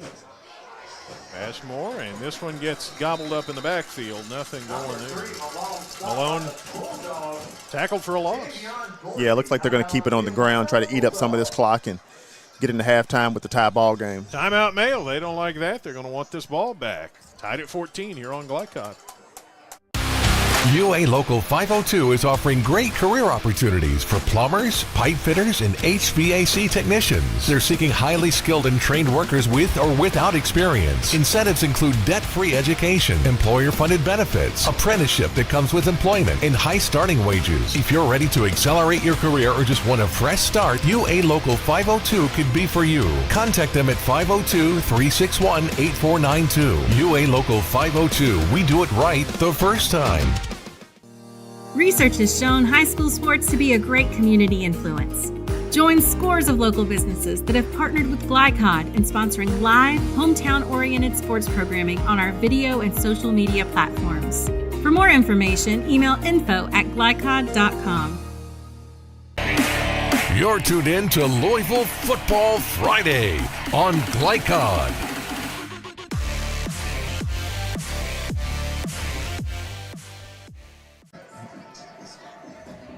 The end game of the half getting interesting here. Fern Creek now behind the sticks. And Mayo's got 2 timeouts. And might see Coach Wolf step on the accelerator a little if this second and long play doesn't go very well for Fern Creek. Passmore hands it off. A nice run, but it's still going to be third down and about 8. And stopping the clock, Mayo is going to use another timeout, set up a third and long when we come back here on Glycod.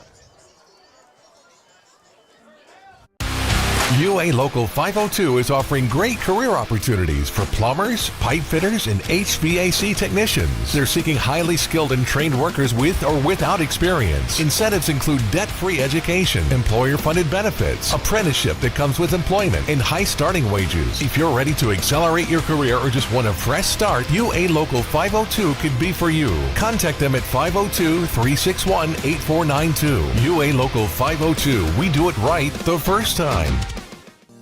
Research has shown high school sports to be a great community influence. Join scores of local businesses that have partnered with Glycod in sponsoring live, hometown-oriented sports programming on our video and social media platforms. For more information, email info@glycod.com. You're tuned in to Louisville Football Friday on Glycod.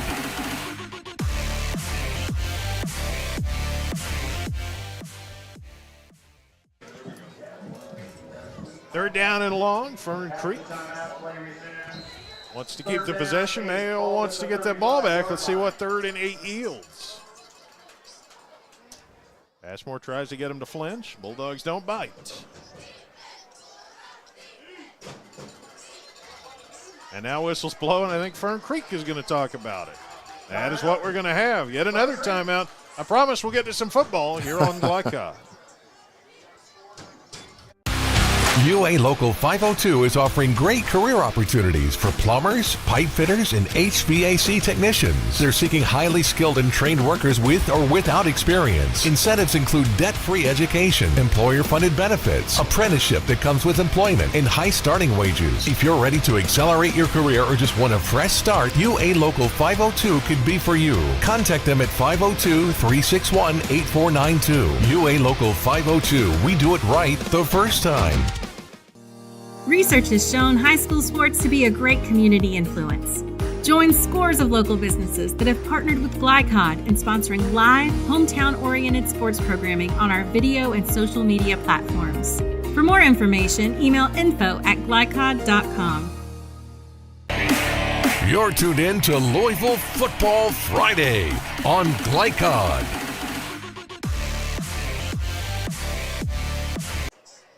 After a bevy of timeouts, 3rd and long for Fern Creek. Passmore hands it off. Malone hit in the backfield. He avoids it. A flag comes in.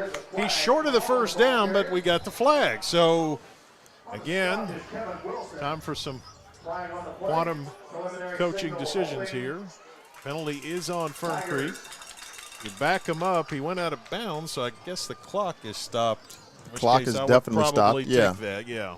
And they will. They're marching backwards, so rather than 4th and short, they will push it to 3rd and a bunch. Still got quite a bit of time on that clock, too, so Bulldogs trying to see if they can get the ball back. 3rd down and a ton. Ball's back at the 25. 3rd and about 18, I would say.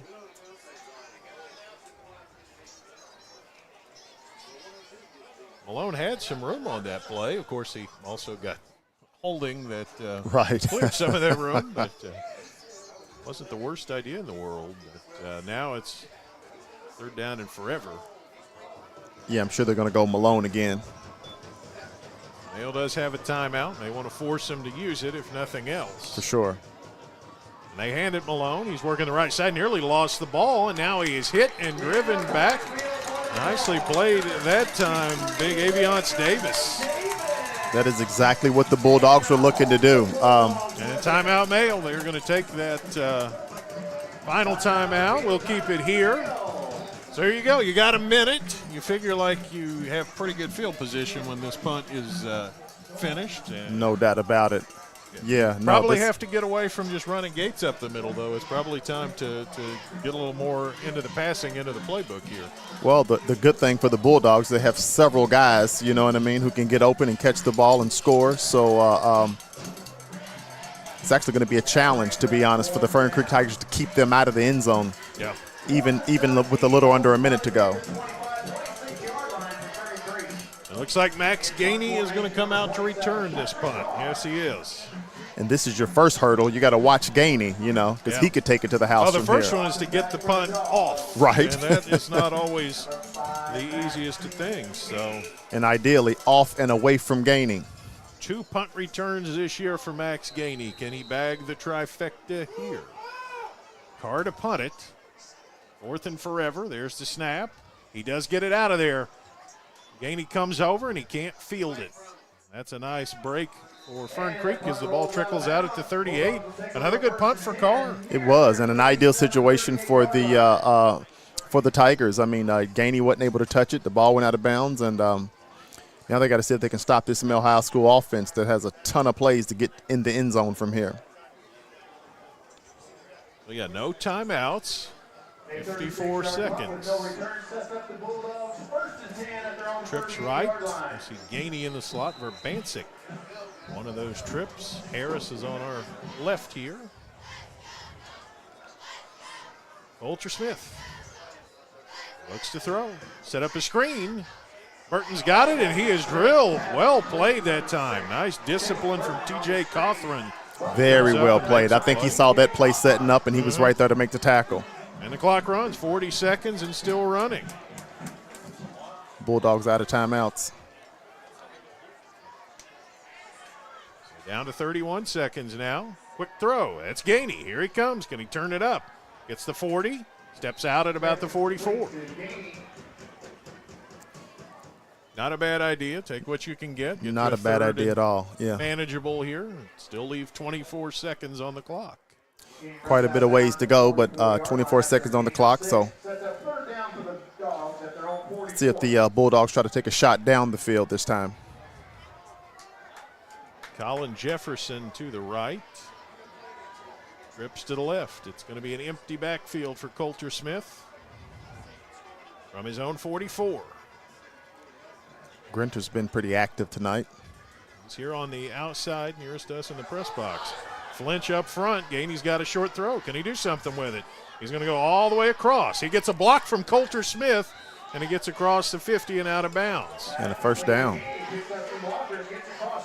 That again looked like offsides, and I don't see a flag come in. All of these plays, Fern Creek's a step into the backfield and is not getting flagged. But no doubt about it. Yeah, that looked like offense. I mean, it looked like they were offsides, but no call. Yep. A first down for the Bulldogs at the 49. Unfortunately, at 16 seconds, probably don't have a lot of room to play with here. Coulter Smith going to take a shot.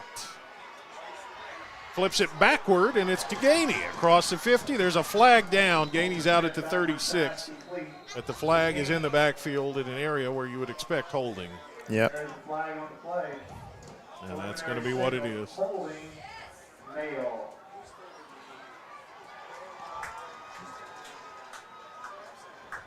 Well, that pretty much takes the kicking game out of it. Sure does. The equation. It's going to be, they're either going to have to heave one or maybe hook and ladder time.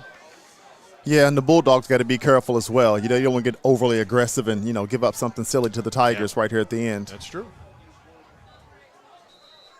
6.8 seconds. Not been a good half for the passing game. Did have the touchdown to Max Gainey in the first quarter, but that's really been about the only highlight on that end of things. Grinter's played well, caught some nice passes, but it's just not been sharp as a unit. Yeah, just not able to connect on some of these open wideouts here in the first half. 6 seconds, Smith looking screen. He gets the screen off. Gates has got it. Gates has got some room, but he's hit at the 45, taken down right there, and that takes us to halftime with the score. Mayo 14, Fern Creek 14. We'll be back to recap it and look at scores around the area. The second half coming up here on Glycod. Go ahead. Pour it on. As thick as you want to. Holy Smokes Barbecue and Catering. Serving up the tastiest ribs, chicken, brisket, brown sugar sticky wings, mutton and ham. Always served to you fresh and so good, it'll make you say, "Holy smokes!" Holy Smokes Barbecue and Catering, 7508 Preston Highway. Holy smokes! Family owned and operated since 1946, Thomas Car Wash has specialized in making Louisville cars look fresh and clean. Co-owned by 2006 Mill graduate Alex Thomas, Thomas Car Wash has 4 convenient locations, including their newly renovated one at 5321 Preston Highway, just a mile down from Mail. Additional locations include 6511 Preston Highway, 4139 Bardstown Road, and one at the intersection of Hurstbourne Parkway and Taylorsville Road. From full service to express washes to detailing and towel drying, wash local with Thomas Car Wash. When you're buying or selling a new home and you want to do it with few hassles, count on Polo Real Estate Group. Founded and owned by 1993 Male High graduate Dion Reese, Polo Real Estate has over 2 decades of experience and offers skillful consultation and representation for your sale or purchase. If you're a new or experienced agent and you would like to join Polo Real Estate, contact them at 502-702-7656. Polo Real Estate Group, a realtor you can trust. Blinds Direct, not just blinds.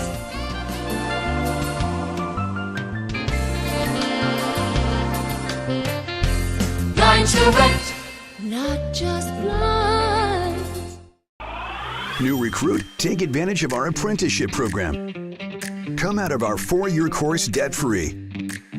With health insurance, a guaranteed pension, a degree, and an electrical license. 3 words I'd use to describe the apprenticeship are opportunity, skillful, educational, solid career path, rewarding, beneficial, and a brotherhood. A life-changing opportunity. The cost of school is free. All your books are paid for. You go to school once every 2 weeks. All the other stuff is on-the-job training. The teachers here are great. They're all very, very knowledgeable. They're preparing you for what you're already seeing in the field. If you're struggling with something at school, sometimes your fellow students can help you work through that. Everyone's willing to help each other. It's like a big family. I love being a part of a union, something bigger than myself. This field is so vast. You can find something that you really love to do because there is so much you can do with it. I went from a job to a life-changing career. Power up your potential with the IBEW. For more than 35 years, online and through our branch office locations, Ruoff Mortgage has helped people discover, finance, and move into their homes with confidence. From the moment you send in an application to the day you get the keys, Ruoff keeps things moving exceptionally fast. By sharing knowledge and professional guidance, Ruoff Mortgage helps people see the potential and excitement in the homeownership experience. Visit one of our convenient branch locations or get started online at ruoff.com. 1965 male graduate and basketball star George Tensley knows the value of providing quality service, and that's what you get when you dine with Tensley Family Concessions. They provide travelers with many fine choices at Louisville Muhammad Ali International Airport. Whether it's Kentucky Fried Chicken, Chili's, or Starbucks, you know your travel experience will be a more comfortable and convenient one. Learn more about our company by visiting the website tfcfamily.com. Tonight's halftime report is brought to you by Tinsley Family Concessions, a tradition of corporate excellence and community service. For more, visit tfcfamily.com. So halftime in a game that will surprise some folks, 14-14. Fern Creek has just been very sharp. My producer Tim Bryan used the word flawless in terms of their execution, and I think that's pretty much been the first half for the Tigers in a nutshell. No doubt about it. I mean, things have been going their way since that opening onside kick. And, again, just running the ball well, passing the ball well, and a solid defensive performance as well for the Fern Creek Tigers. Meanwhile, the Bulldogs need a little fire, but they also need a little bit more technical execution. Got to cut down on some of the penalties, got to do a better job hemming in this Fern Creek offense, which has really been kind of surprising to me at this point. They've just had their way running and passing and been able to go down the field. Well, you know, the other big difference I think, you know, from the Bulldogs is they haven't been able to really get that passing game going. Guys are getting open. You know, we've had a couple of, you know, guys step out of bounds or, you know, a couple passes that didn't hit. But, again, not the normal male high school passing game we're used to.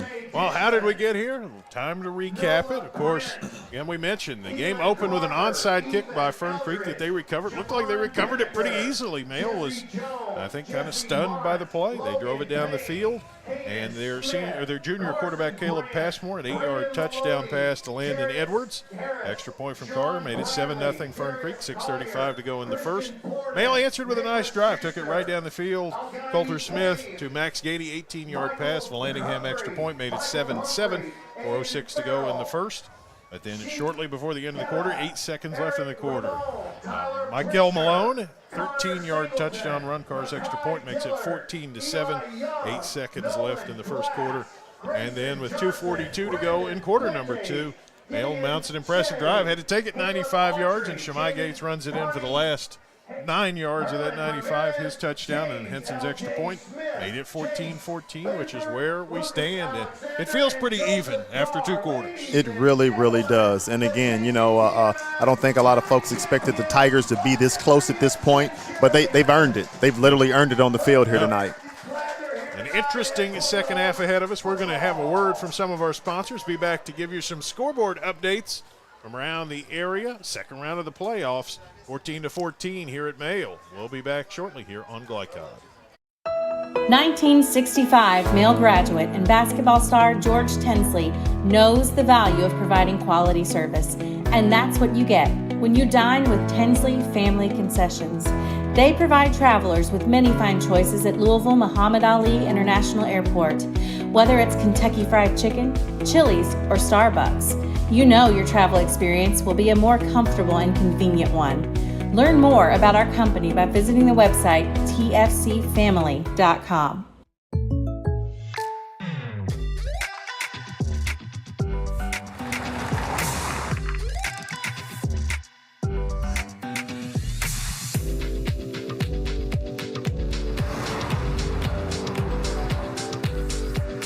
your surprisingly great rates, contact your local State Farm agent today.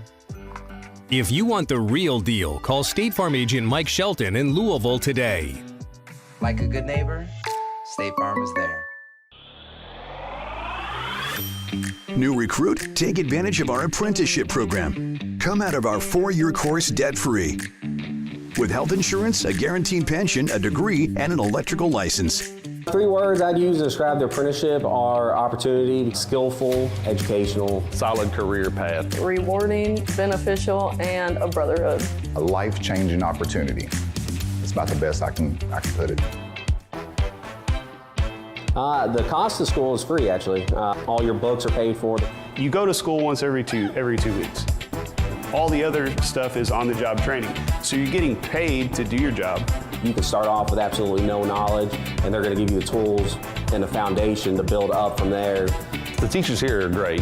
They're all very, very knowledgeable, and they care about actually making sure you understand the information that they're presenting to you. So I know that when I go to motor control, Wayne he's passionate about motor control, and he wants you to get it. But it's really not like school. It's they're preparing you for what you're already seeing in the field. So you're able to implement what you're learning almost on the fly. And sometimes you're learning more things in the field. By the time you get into the classroom, it's like, oh, I already know this. They break the class down into smaller groups on your class day. If you need help, you can easily look at whoever's sitting next to you and ask them for help. You know, everyone's willing to help each other. It's like a big family. I love being a part of a union, something bigger than myself.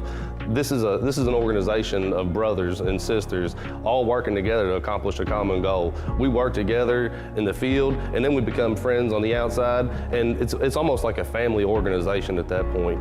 Nobody I've ever worked with has referred to this job as a job. I went from a job to a life-changing career. So coming out of the apprenticeship program, you can go into a variety of directions with your work. You can become a foreman, you can do motor controls at a manufacturing facility, you can specialize in fire alarm. This field is so vast. You can find something that you really love to do because there is so much you can do with it. So if you're the kind of person that likes to think things through or see how things work on the inside.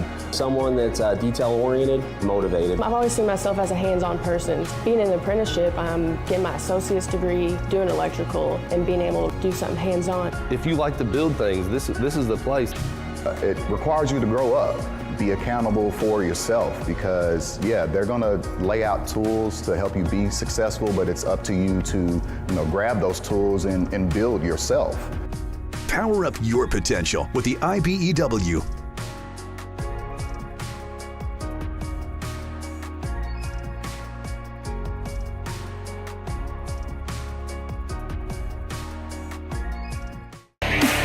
You're tuned in to Louisville Football Friday on Glycod.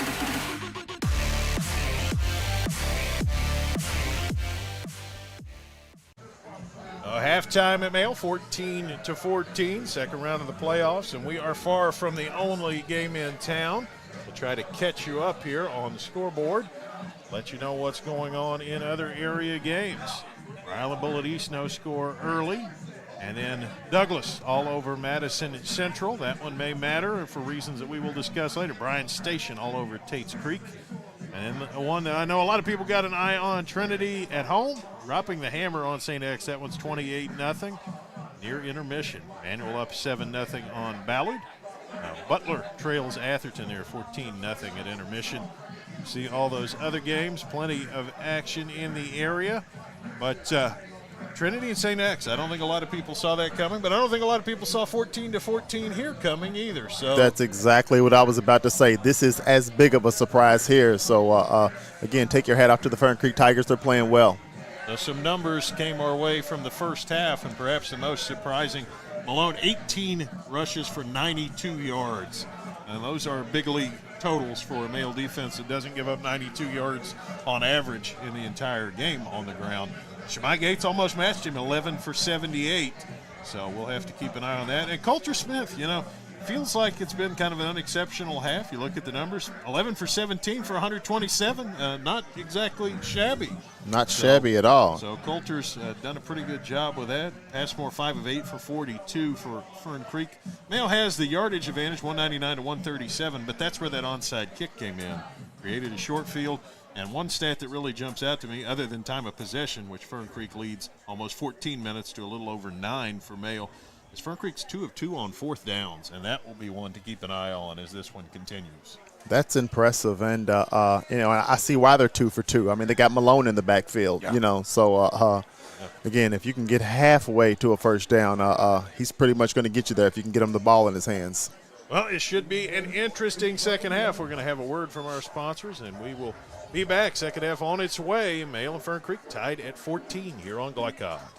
Family owned and operated since 1946, Thomas Car Wash has specialized in making Louisville cars look fresh and clean. Co-owned by 2006 Mill graduate Alex Thomas, Thomas Car Wash has 4 convenient locations, including their newly renovated one at 5321 Preston Highway, just a mile down from Mayo. Additional locations include 6511 Preston Highway, 4139 Bardstown Road, and one at the intersection of Hurstbourne Parkway and Taylorsville Road. From full service to express washes to detailing and towel drying, wash local with Thomas Car Wash.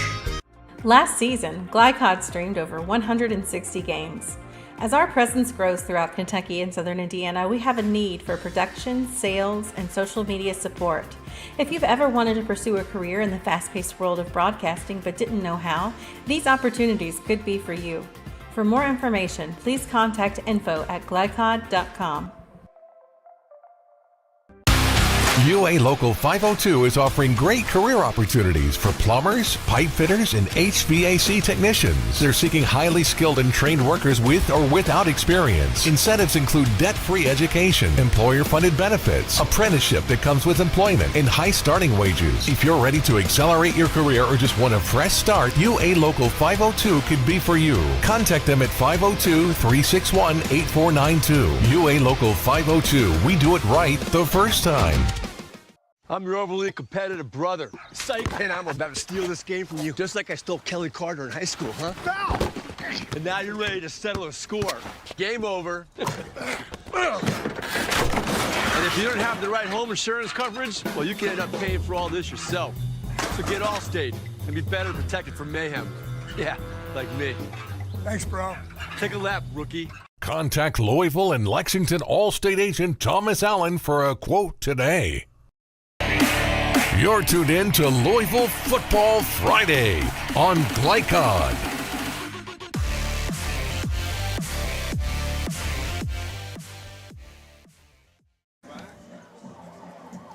(14-14), all even here with Mayo and Fern Creek. And before we go any further, I want to thank a particular one of our sponsors, and that is Thomas Allen with Allstate. This segment of tonight's game is presented by Allstate insurance agent Thomas Allen, proudly serving Louisville and setting high standards for the services his team provides their clients. It's Thomas Allen. Love all of our sponsors here at Glycod to get to bring you outstanding playoff football like this. And, going to be interesting to see. Fern Creek's going to get the ball to start the second half, and the way they have run kind of a grinding attack, it's going to get late early here. If you're Mayo, you want to get this thing under control pretty quick. But so far, the Tigers have had nothing to do with letting the Bulldogs have their way. Yeah, again, the Fern Creek Tigers off to a great start. Malone's playing well. Bulldogs need to do a better job of trying to stop him, which is going to be a tall task. Yeah. And they need to do a good job of continuing to run the ball well, and hopefully they can get that passing game going. Well, and one thing I do want to point out about Fern Creek, again, we did the earlier Fern Creek and Mayo game, which was a 61-13 Mayo win. And Fern Creek special teams looks night and day different. They really struggled in that prior matchup with Mayo. Sometimes couldn't get a punt off. Didn't really make plays on that side of the ball. And tonight they've done a great job of that between the onside kick. They've hit a couple of really nice punts, covered some kicks pretty well. It's been there's a lot of things that have gone right for the Tigers in that first half, and one of the ones that might kind of slip by. Their special teams, it doesn't look like the same football team from the one I saw a month ago. They've been playing well at all aspects of the game, offense, defense, like you said, the special teams, and it's showing on the scoreboard. I mean, they got the Mayo Bulldogs tied up at halftime. That's pretty impressive. Well, and it's an easy way that Mayo can assert some dominance over some of the teams that aren't necessarily quite on their level. Just because you can coach up your first 11, you can play some offense, you can play some defense, but you get a bad snap in the punt game, or somebody loses contain on a return, it shows up in a hurry. So he speaks a lot of attention to detail. Coach Abel and the Tigers obviously came in here with a pretty well thought out game plan, and they've executed it. And they're playing some disciplined football. They haven't had a bunch of penalties. They're taking care of the ball. Just a really ideal start for the Tigers. In fact, wanted to take a look at the penalty count. 4 on Mayo, 3 on Fern Creek. So see if that holds up. No turnovers by either team. Mayo with 11 first downs tonight. Fern Creek has 8. And some of that, again, has got to go on Fern Creek punting Mayo back to their own 5 on 2 consecutive drives. That's the kind of thing that will help you as an underdog when you make the other team go 95 yards. Once Mayo did it, but once they didn't. And, with this run-heavy game, it's not a lot of possessions. You get a couple stops, all of a sudden things look a little different. Not many people thought it'd be 14-14 at halftime, and to have Fern Creek playing the way that they are, I'm curious to see if they can continue that into the second half, and we'll know here shortly. We will indeed. The Tigers will get the football to open the second half. The Mayo kickoff unit is gathering around. Here they come onto the field. This time of year, all the pundits can talk about it, but the guys on the field have to do the work. It's 11 on 11, and the 11 that execute tend to win out. And here it's been 2 11s that have executed pretty darn well. Yeah, it's been a great game, very competitive. We've got us a really, really good second half of football coming. The Bulldogs ready to kick it off. It is Henson who will do kicking duties in the same way that they switch the place kickers. They switch the kickoff kickers. Both Henson and Vallandingham get shots at it. Both have done a fine job this year.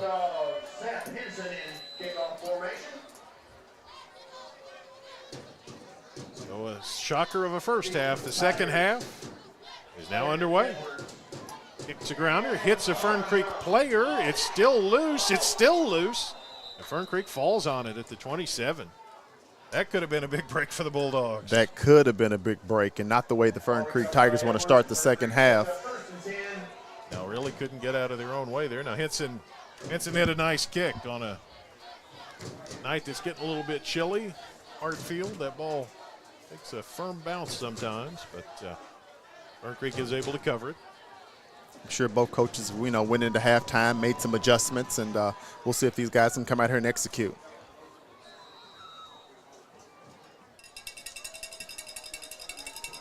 Caleb Bashmore brings his offense up to the line. Mikel Malone shifts beside him.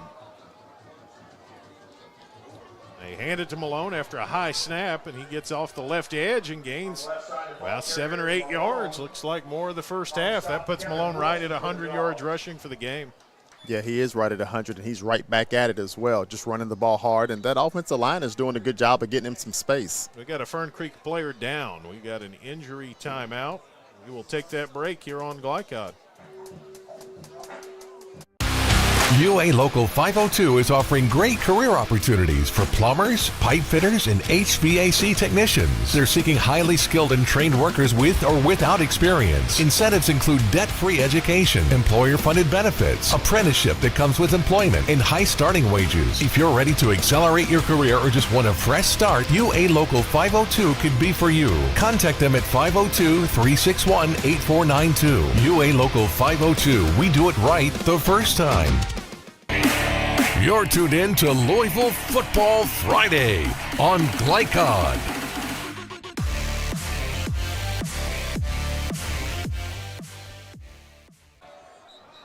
And the injured Fern Creek player who was helped to the sideline was Michael Malone. So that will add another layer of intrigue to this opening drive now.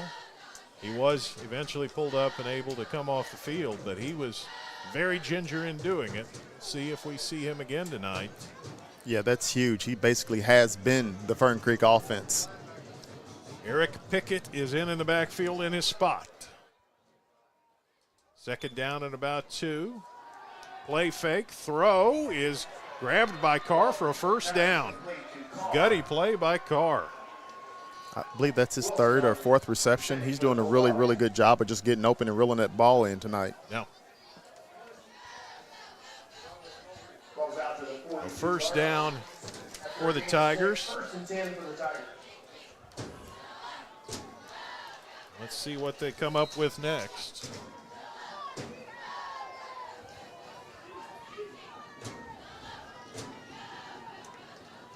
Passmore's up under center. Play fake. He's going to take a shot down the field, and it's incomplete. And that nearly got him in trouble. Conley able to break it up. They tried to throw it at Carr. Malone goes out, and the Tigers go to the air. Yeah, I think that shows how important he is. It is Eric Pickett who has replaced him. He's only a sophomore. He's had a decent season as their other back. 49 rushes, 235 yards, but he's not Mikel Malone. Second down and 10. Passmore under center for the Tigers. Send a man across formation. Now they turn around. They give to Edwards on the backside, and Edwards picks his way for some short yardage, gains 3 or 4. Solid run by Edwards. It looked like he's got a little bit of speed and picked up some yardage on that play. It'll still be third down. They actually end up spotting it around the 44, so call it 3rd and about 8. Opening possession of the third quarter.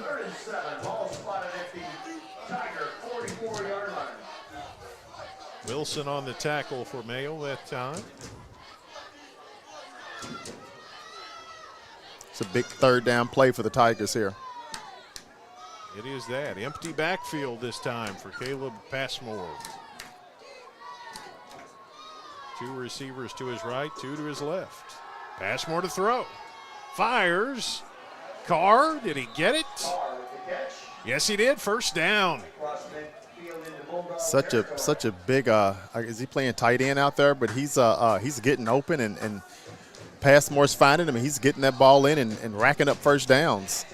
He has 6 touchdown catches on the season, Patrick Carr. So they know how to get him the ball. Only 18 catches, but doing the job here, particularly without Malone in the lineup. First down, Fern Creek at the 46.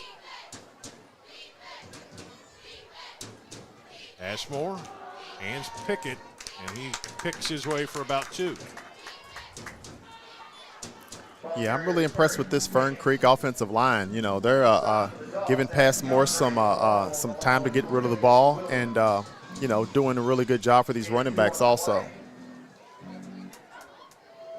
Second down and about 8.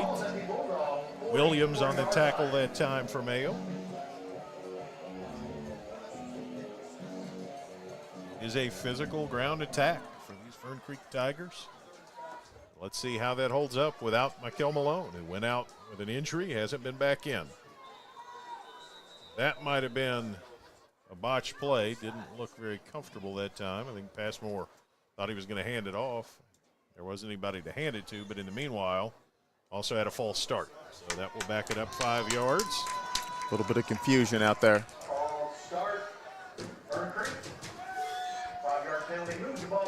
Ball almost touching the midfield stripe here for the Tigers. Second down. The opening possession of the second half.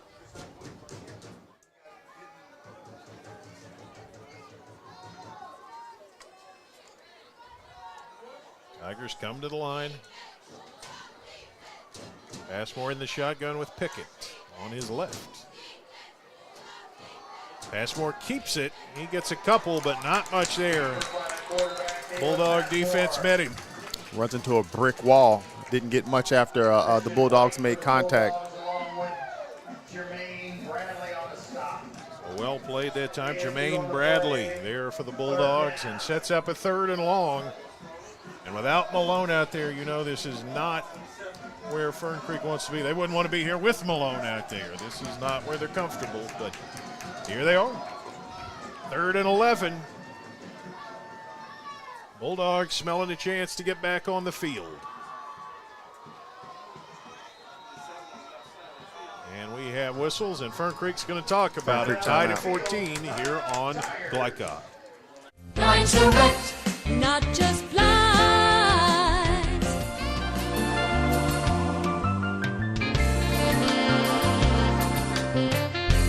Line direct, not just blinds.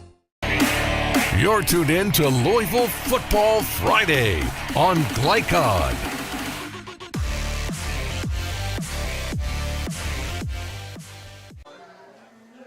Third down and 11. They gather around Coach Josh Abel to the Fern Creek Tigers. And he's going to have to come up with something here. Again, Malone, the first offensive play of the second half, he ran for 8 yards, went down, and then came off the field. Looked like a lower extremity injury. He was able to get off the field with assistance, but we have not seen him again since. We have not, and it didn't look too serious. He seemed to have gotten up and walked off the field, but still not back in this game, so he must be dealing with some things. Passmore's got 2 receivers each way. High snap, but he corrals it. Here comes some pressure. Rolls out right, fires downfield. It is caught for a first down. Passmore with a fine play to Cawthron for a first down. I mean, he did a great job of just catching that snap. You know, then he rolls outside the pocket and hits the open man. He's had a solid game throwing the ball tonight. Kamari Taylor with the tackle for Mayo, but Fern Creek, even without their star halfback, moving the football, getting down deeper into Mayo territory here on this first drive of the third quarter.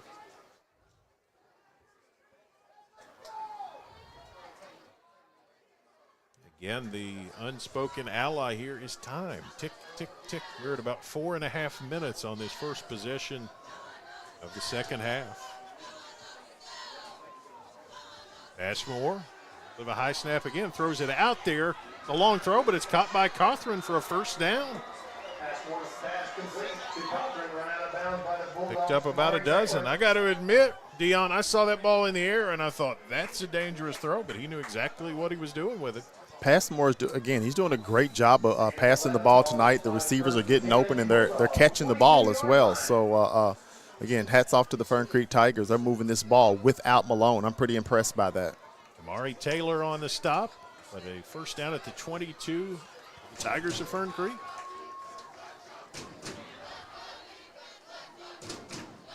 Passmore hands it off. Back with short yardage Pickett. He crashes down to about the 19. Actually a decent gain, and again, you know, hats off to that offensive line. They're really getting a push up front, and these running backs are getting some yardage. Kevin Rogers in on that tackle for Mayo. Yeah, this has been, okay, let's be honest, I've been impressed all night, but to continue this drive with your best player on the sideline, this is some next level stuff right here. Fern Creek obviously has some talent out there. I mean, because this is an impressive Male High School defense. This isn't just anybody. This is Male High School. Yeah. Second down and about 6. Call it the 18-yard line. Passmore in the gun. Takes a snap. Keep coming. They've got him in the grasp. He flips it out, and it's incomplete. That was dangerous. That was incredibly dangerous. That was dangerous there. Should have been sacked. Good heat coming from Kevin Wilson. Just heaved it out of there. Could have been picked by Solomon Conley. Yeah, sometimes discretion is the better part of valor, and on that one, maybe taking the sack instead of just flipping the ball up. Man, that ball hung in the air forever. I'm not sure if Passmore's been sacked all game. He's actually done a very good job of avoiding the sack. True. They avoided it there, but whew. 3rd and 6. Mayo wants a repeat of that one. They run it.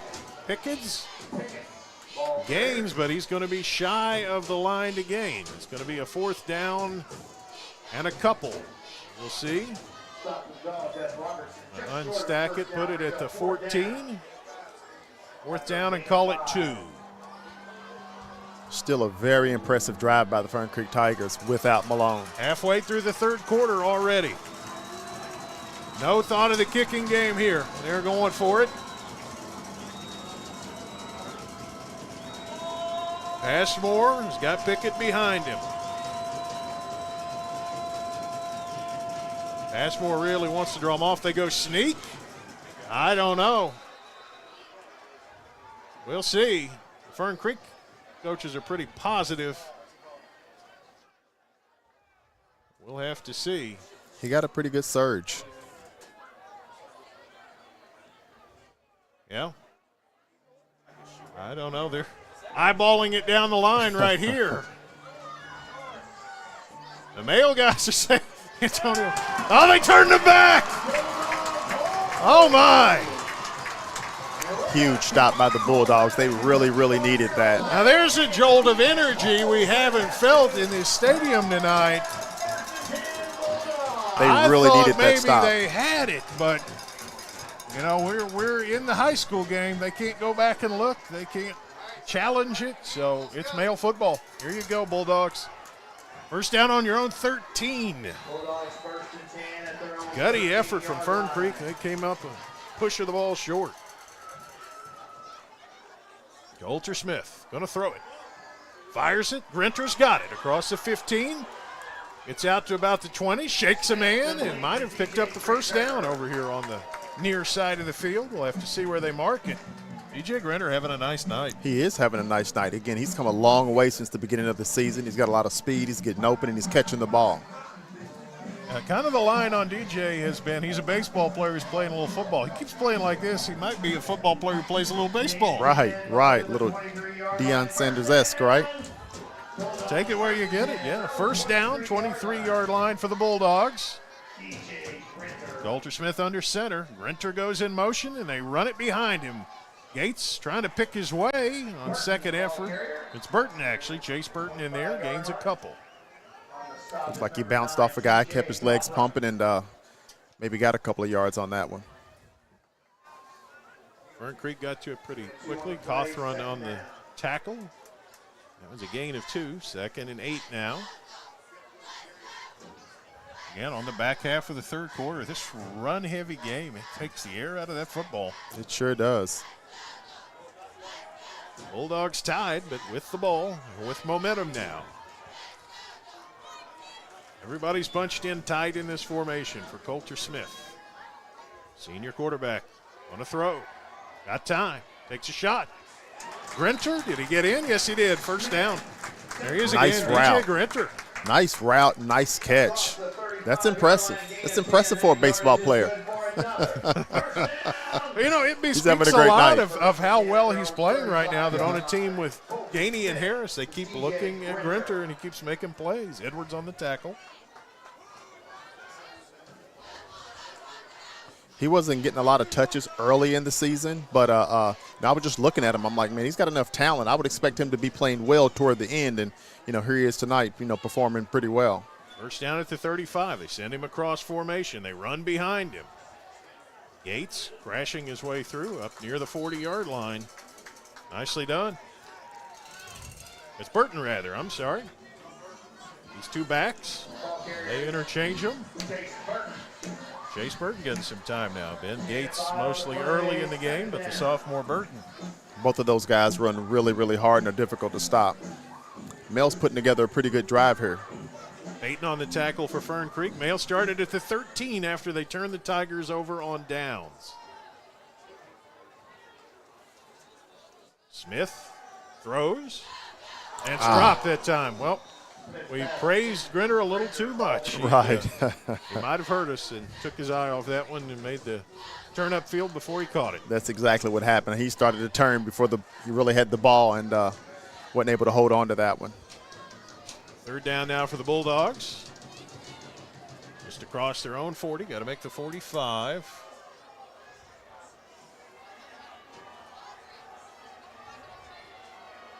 Smith in the pistol. He's got Burton behind him. Going to throw. Takes a shot. Complete. Gainey trying to get the first down, and I think he did. Yes, he did. First down. Nice effort play, Max Gainey. No doubt about it. Great route, great catch, and he's hard to even get your hands on him, and when you do, he's tough to bring down. So really good play by Gainey and a first down for the Bulldogs. And needed 5, got about 6 right there.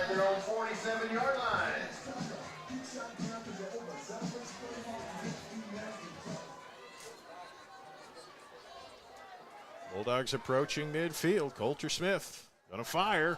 Gets it to Fuller. Can Fuller make a man miss? Slides down to the 46. Josh Fuller. Nice play. Nice play call by the Bulldogs. Got a guy in open field, and great gain on that play as well. Pick up of about 7 there. Now into Fern Creek territory. Landon Edwards on the tackle for the Tigers. No quick fix here for Mayo. They are just churning this one out. Started at their own 13, down to the Fern Creek 46 at the moment on second down. And here's Burton. Burton with a first down run. Across the 40, down to about the 36. Nice hard run by Burton. The fresh legs, you can really see it. No doubt about it. You sure could. And this is the difference in Mayo and Fern Creek at the end of the day. I mean, Gates was kind of going toe-to-toe with Malone, but they've got Burton behind him, and that makes a big difference. Great 1-2 punch by the Bulldogs in the backfield. Payton with the tackle for Fern Creek, but a first down for Mayo here. Things are going the Bulldogs' way at the moment. Everybody bunched in for Coulter Smith. Gainey the far side, Grinter the near side, and there's another one of these offsides. Did we get this one called? I think they called one in the first half, but there were several that went uncalled, and they're calling this one. Talked about that at halftime here in the booth, and they assure me that my eyesight is not failing me. These guys are coming across a step early on a fair number of these snaps. Yeah, it looks like Carr is trying to time it and just got there a little bit early that time. Now 1st and 5 after the penalty.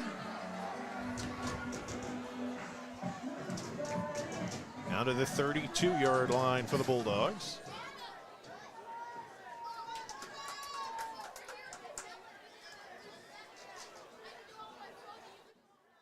Smith under center. Turns around, hands it to Burton. Burton, can he break that tackle? He does. 25. Down to about the 20-yard line and taken out of bounds. Burton has got such a bright future. He is going to be a heck of a running back here over the next couple of years. He sure is. And, what a luxury for the Bulldogs to have a guy like Gates, to be able to kind of pound it all first half and then bring in some fresh legs and, have Chase do what he's doing right now. White on the tackle for Fern Creek there with a first down, and Mayo now at the 20-yard line. They had a 95-yard drive in the first half. This one will be 87 if they can take it all the way. Again, another flinch up front. And it's going to be offsides. No, 5 more free yards. Tigers a bit too aggressive that time. Yeah. There's got to be some calculus in the back of your head. You're going, we've got to make a play. We've got to turn this back. How can we get the ball back? How can we get momentum back? In a game like this, there's not going to be that many more possessions. Oh, no, not at all. 1st and 5 from the 15. Smith sends Grinter across, and they run behind him. It's Burton inside the 10. A flag, it looks like, comes in. So hold the phone on this one. Would be a first down. But it is a holding penalty. Another holding penalty. To your point that you've made in the past, Dion, some of these holds are not even necessarily helping the play that much. Not at all. Not at all. Again, the good thing for the Bulldogs is Burton has come in and really added a nice burst to this offense, and they're moving that ball well right now. The ball back to the 25, 1st and 15.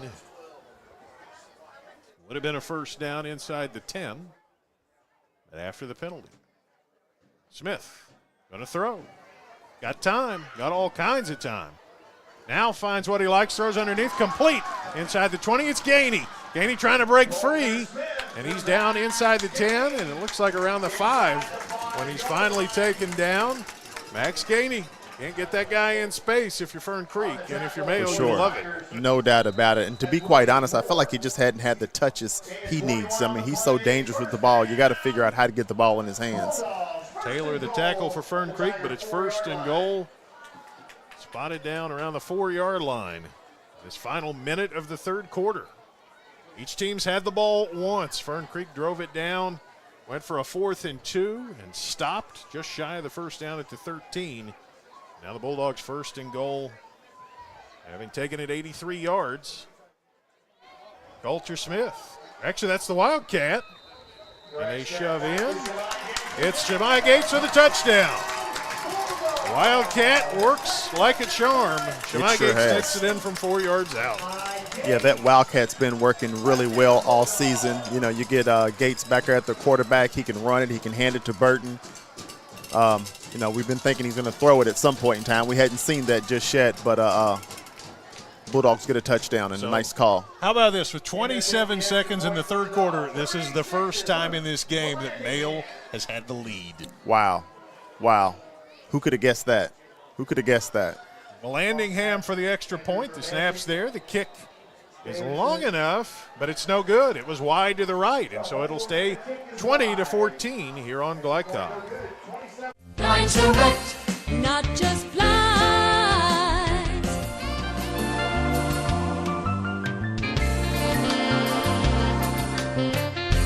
Line direct, not just blind. You're tuned in to Louisville Football Friday on Glycon.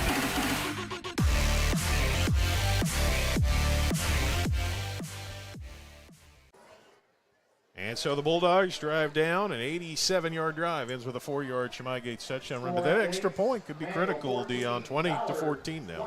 No doubt about it. In a game like this, that was actually a pretty big extra point. So we'll see if that comes back to bite him in the end. Well, Landingham will kick it off. He's got it teed up.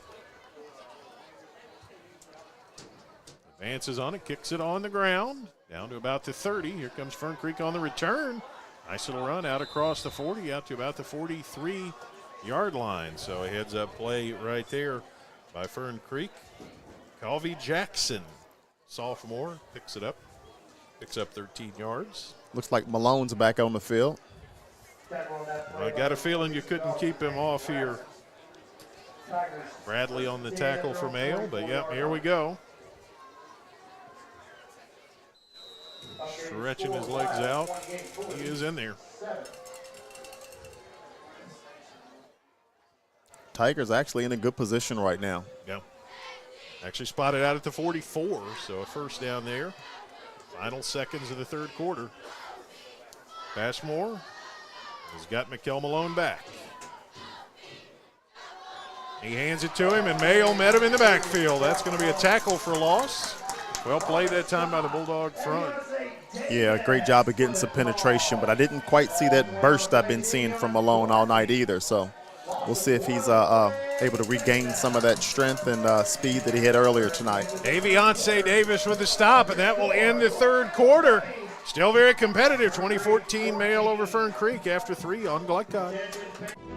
When you're buying or selling a new home and you want to do it with few hassles, count on Polo Real Estate Group. Founded and owned by 1993 Male High graduate Dion Reese, Polo Real Estate has over 2 decades of experience and offers skillful consultation and representation for your sale or purchase. If you're a new or experienced agent and you would like to join Polo Real Estate, contact them at 502-702-7656. Polo Real Estate Group, a realtor you can trust.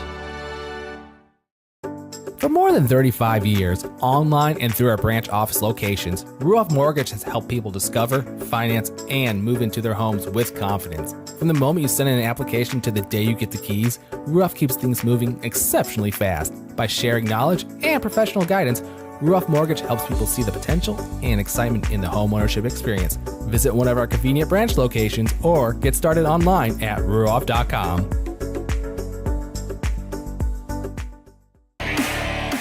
This segment of tonight's game is brought to you by Ruoff Mortgage. For an intuitive, simple, and stress-free mortgage process, visit Ruoff.com. Ruoff Mortgage, opening doors.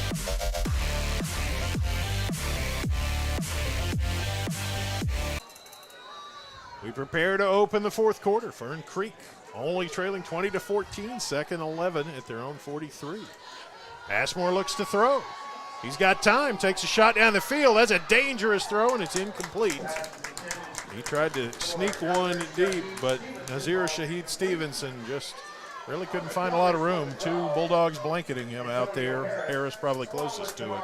That was definitely a dangerous throw. I do like the play call by the Tigers. You know, get aggressive. Let's see if we can get one in the end zone downfield. And now it's third and long.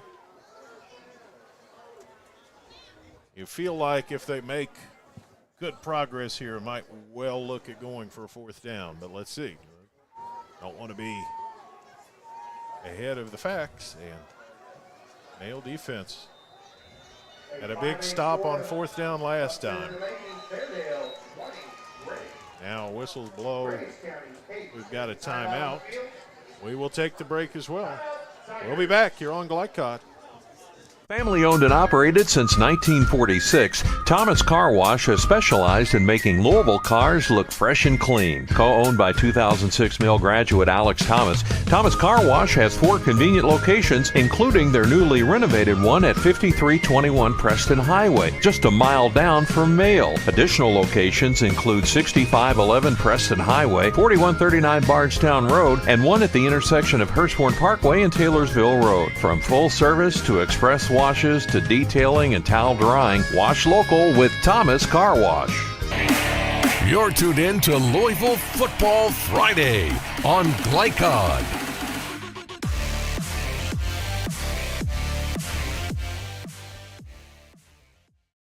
I'll be honest. And we're back. Third down and long, forthcoming for the Fern Creek Tigers. Interesting to see what you go with here, as this is a big play. They run Malone on the backside, and he gets across the 50. I don't know that he quite got it, no, but it's going to be fourth and short. He's close. Yeah, looks like they're going to mark it just short. Maybe 2 yards. See where they put it down. Yeah, call it fourth and a short 2. It also looks like Malone is back as well. That was a solid run. So the Bulldogs came up with a big fourth down stop a few minutes ago. And now the onus goes on the defense to do it again. Malone's basically been an automatic 2 yards all game. It's going to be Michael Malone, you have to believe. Fourth and short. They hand it to him. Mayo meets him in the backfield and sends him back.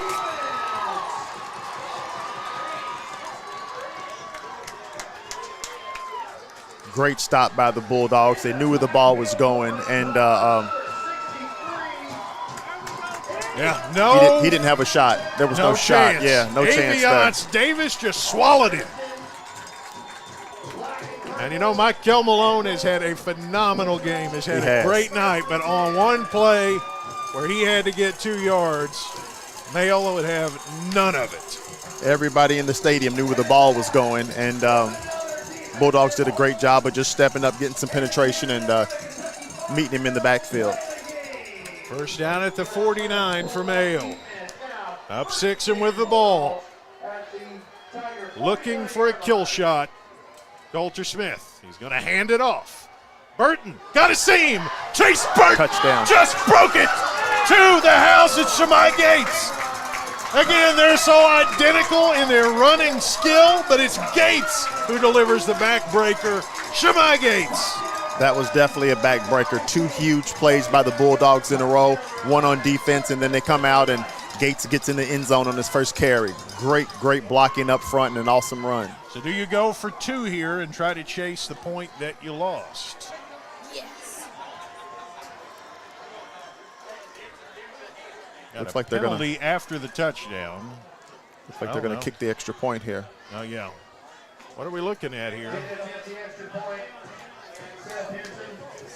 Okay, yeah, they're gonna go for 1.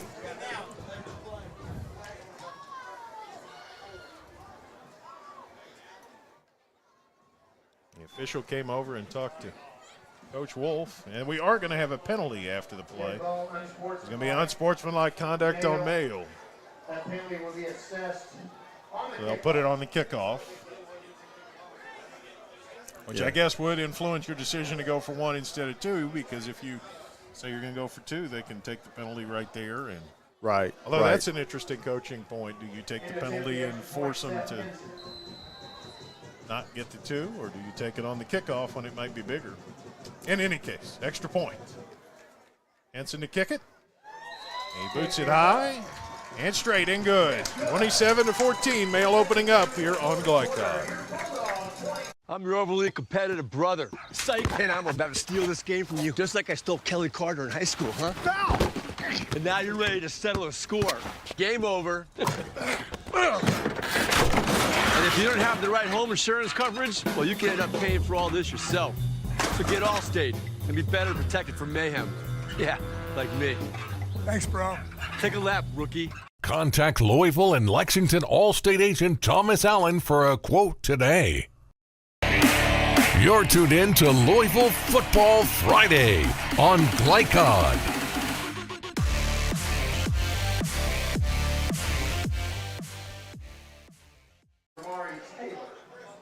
And so Mayo, a big fourth down stop, and then a huge Shemai Gates touchdown run. Really opens it up 27-14 now. But these Fern Creek Tigers, not done by a long shot, I'm sure. Oh, they're definitely not done, but they're going to have to pick up the pace. You know, they've played this game, you know, holding on to the ball for quite a bit of time. And so, okay, the penalty for the unsportsmanlike was on Fern Creek. Now, here's my question to you. Okay. I always say this when there's a 15-yarder on a kickoff against the return team. Why would you not onside kick here? Ball is going to go across the 35-yard line. Why not? Yeah, exactly. If you've got that Why play, not? it's a great chance to get a live snap on an onside kick. And if you recover it, you know, it's downhill. Let's see what we get here. Nope. He just kicks it deep and puts it through the end zone. Back of the end zone, yeah. You know, everything's going your way. Not exactly a bad decision either. Just that's that was Not always. really, I start doing the math and saying, okay, you got to kick it across the 35. So even if you don't get it, it's going to be down at the 33, 32-yard line. Really, not much different than where you'd be under any circumstance. Only I agree. 12 or 13 yards beyond where you go kicking it through the end zone. But I agree. They decided to just, you know, kick it through the end zone and play some defense. Probably best not to get too clever in a game like this. But Fern Creek really has given it an A for effort tonight, and they have hung in this game for a long time. Let's see if they've got a counterpunch. Nothing would surprise me with these Tigers tonight with the way they've played. Ashmore awaits. He's got it. He throws. It's Carr. He's got it up to the 26. Such a big target. He's doing a great job getting open again and catching that ball tonight. Patrick Carr having a fine ball game. He's a junior. He'll be back next year. Yeah, he'll be tough. He'll be tough next year. Cowherd with the tackle for Mayo. 2nd down and 4. And here's where Fern Creek's deliberate style kind of starts to work against them a little bit. Tick down near 10 minutes. Passmore gives Malone. Makes one way, goes the other. Gets the first down out to about the 32. Well, that guy is just dynamite in a bottle. Oh, no doubt about it. He's stopping on a dime and changing direction, and he's had a really, really good game. First down, moves his chains out to the 32-yard line. Cowherd on the tackle again for Mayo. Fern Creek's got to be really mindful of that clock. Yeah, I know there's a master plan in taking it slow, but how slow can you take it? When you're down 2 scores, now inside 10 minutes. Passmore steps up, flips it out. It's incomplete, overthrew Edwards. Yeah, had a guy overthrew him. It may have been in their best interest. I don't think he was going to get too far, and it stops the clock for him as well. Exactly. It looked like he might have just thought, let's just flip it out of there and fight another play. Christian Bradley out in coverage.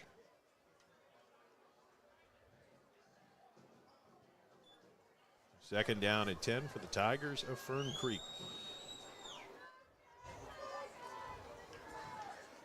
And yeah, to your point, you can take your time. You can be as deliberate as you want now because the clock doesn't run. Trips right. The quarterback Passmore drops to throw. Sets, fires. That's Carr, and he is right around the first down sticks. We'll see where they spot him, but I think he moved the sticks again. I mean, I'm not sure. Carr's missed the pass tonight. It seems like every time they go to him, it's a first down or a big play. Yeah, Carr doing a fine job. Coward and Conley on the tackle. Out to the 44, first down. How big is the experience of a game like this for Mayo? If, and it is still very much if with 9:26 to go, you can survive a dogfight like this. How much does that help you moving forward, Dion? It does. It does. It humbles you. You know what I mean? Let you know this is the playoffs, and, you know, no one's going to just lay down, and you're going to have to come out and, you know, bring your best every game. First and 10 at the 44. Trips right for Passmore. He is going to throw. Fires, and it's picked off. Did he keep it? No, he may have dropped it. Yeah, he did. Yeah, he's doing the push-up, so he dropped it. Yeah. Brandon Richardson thought he had it, but couldn't quite corral it. And it was a break for the Tigers. Yeah, it looked like it hit him right in his chest, but just couldn't hold on to it.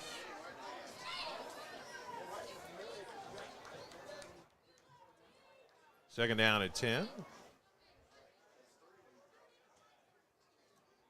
9:20. This clock has run so much tonight. It's been such a quick-moving game. These incomplete passes feel kind of strange.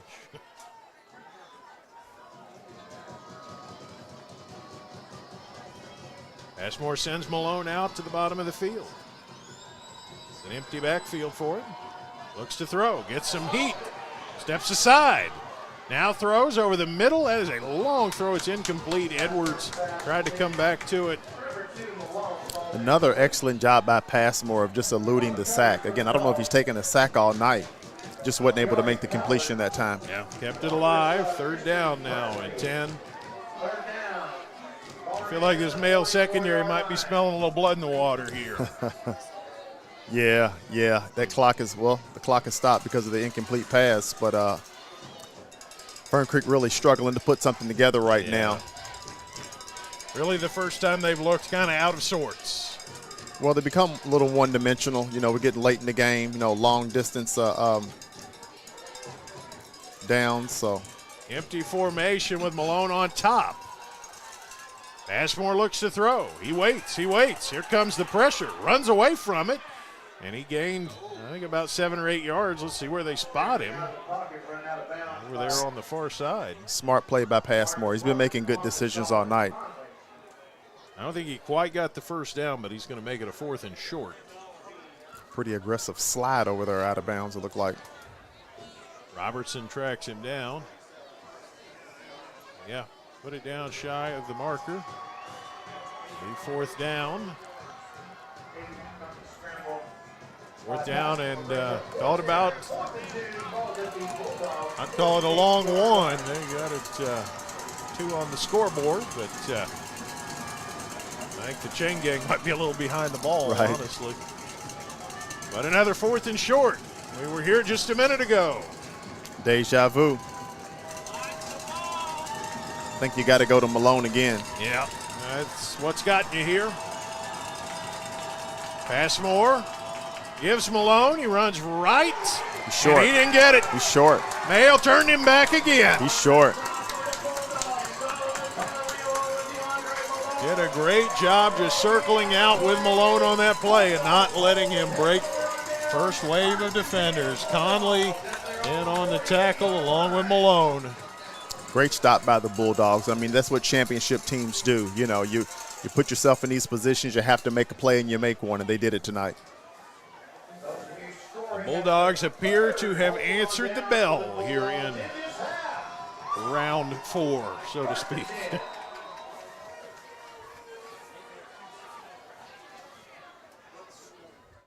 Coulter Smith. They hand it off, running to the edge. Burton on the carry, and he picks his way for 5 or 6. Nice play.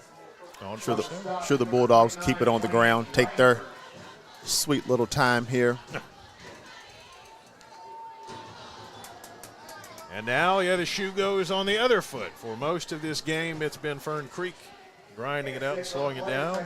Langford on the tackle for the Tigers. And now Mayle's pretty happy to do that. Up 2 scores.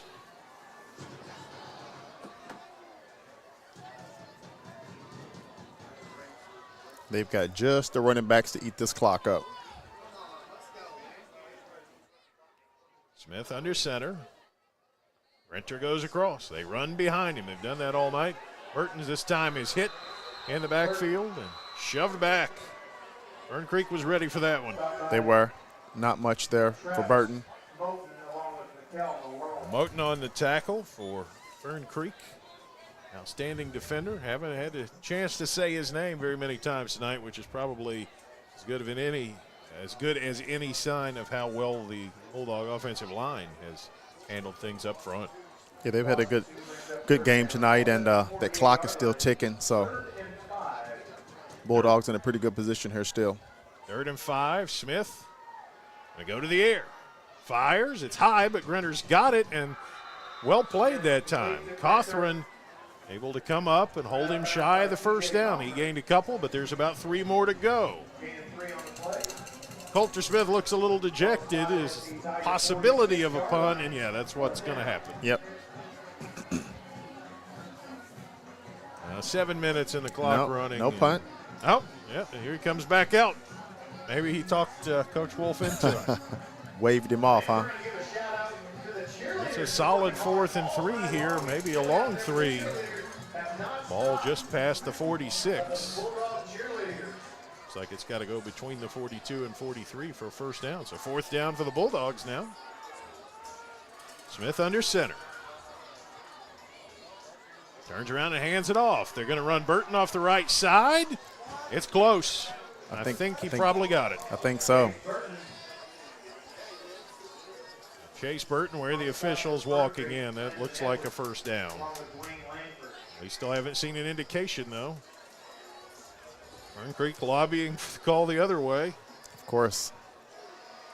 They're looking across the way, and they're going to bring in the chains. Boy, we never see this anymore. Langford on the tackle. I don't remember the last time I saw the officials bring the chains in this year, Dion. I was actually surprised they didn't bring him out on that I'm with you. Quarterback sneak earlier in the game by Fern Creek. But we're going to see it here, apparently. Yeah, here they come. Keep the chain guys in shape a little bit. Don't let them get soft on us. Says the guy sitting up here in the booth. Right. Let's see, 4th down. They're going to stretch it out.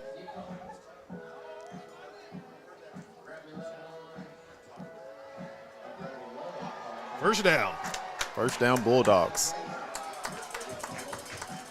Now the Fern Creek players still signaling the other way, but no signal from the refs. Yeah, that's a good point.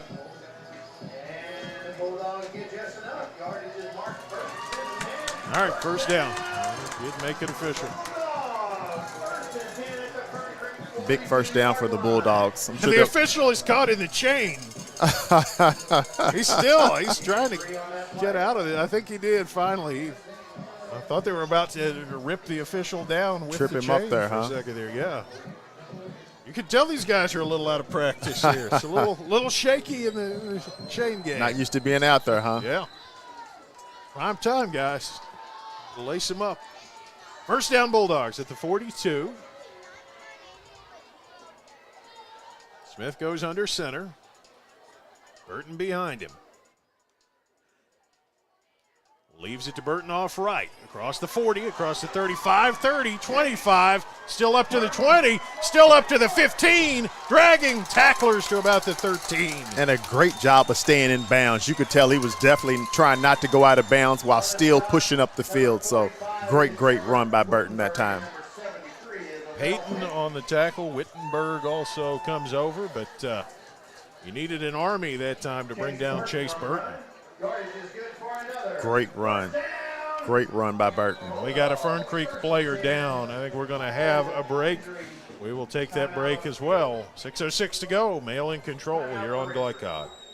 I'm your overly competitive brother. Psych. And I'm about to steal this game from you, just like I stole Kelly Carter in high school, huh? Foul! And now you're ready to settle a score. Game over. And if you don't have the right home insurance coverage, well, you can end up paying for all this yourself. So get Allstate and be better protected from mayhem. Yeah, like me. Thanks, bro. Take a lap, rookie. Contact Louisville and Lexington Allstate agent Thomas Allen for a quote today. You're tuned in to Louisville Football Friday on Glycod.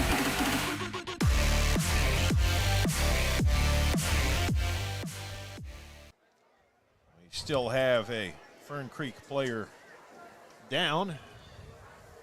Dion, you noticed over by the Fern Creek huddle, the official who's over there just threw a flag. He apparently got a little too large of a piece of someone's mind. For his Yeah, I think that's what it was. You don't typically see a flag thrown while a guy's down and teams are huddled up. Yeah. So Fern Creek player now up and being helped off. Lavelle Payton. He's been on a lot of tackles tonight. He's had a pretty nice game. Yeah. Good to see him make it off on his own. He's got a little bit of a limp. But not able to go off. He's a senior. Unless something changes very drastically in the last 6:06, probably be his final football. But a good effort tonight by Payton. Good effort tonight by the Tigers. Yeah, absolutely.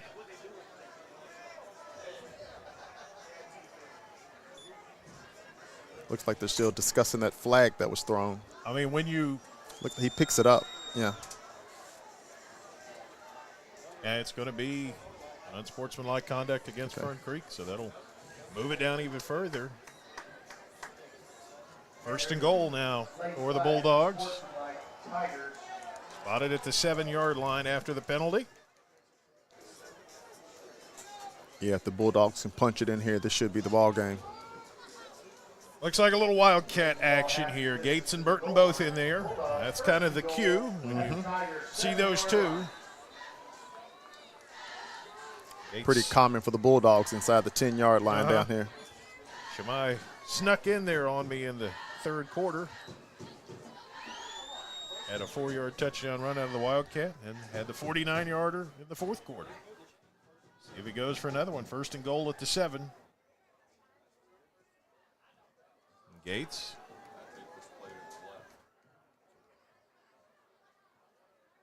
Still waiting. Claps his hands. Here they go. They run Burton to the outside. Burton gets the edge, and he'll go in. Chase Burton, 7-yard touchdown run. Yeah, that should do it there.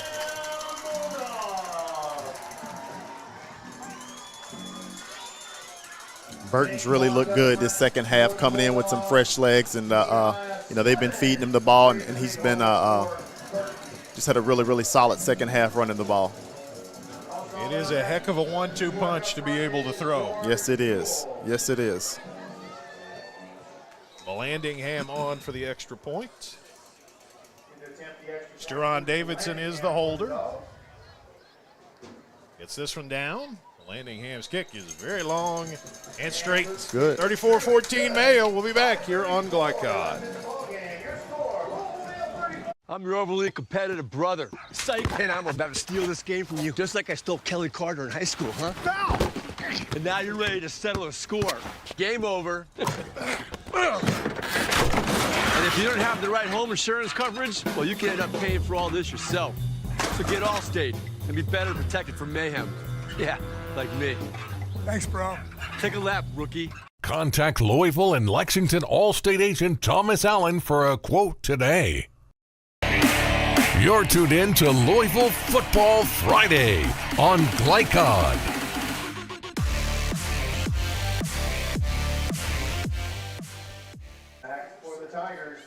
There's some breathing room for the Mayo Bulldogs. Chase Burton's touchdown makes it 34-14. Yeah, definitely some breathing room. And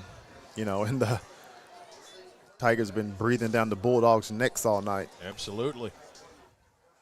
Line drive kick. Will be picked up on the run. Turn man is Edwards. He can get outside in a hurry, and he does here across the 40. And he's going to be dragged down at about the 46, but you see some of Landon Edwards' big play ability right there. Oh, yeah, he's got some speed, and that was a great return. Got some really good field position for the Tigers to start this drive. 28-yard return. Number 81. Fern Creek down 3 scores, but they'll start on their own 46. 5:25 to play. Of all the numbers that tell the story of tonight's game, I think possibly the most astonishing one is 27 seconds in the third quarter is the first time Mayo took the lead. I don't think anybody would have guessed that. Kickoff tackle. Thank you. No, absolutely not. Fern Creek came in determined. Passmore still wants to make a play. Tried to sneak one to Carr, and he couldn't get him that one. Very rare time he didn't connect with Carr. Yeah. It's pretty good coverage by the Bulldogs that time. Yeah, I think Mayo's seen that one enough times, and they'll see it a few more times in film review, I suspect. Oh, yeah. 2nd and 10 at the 46.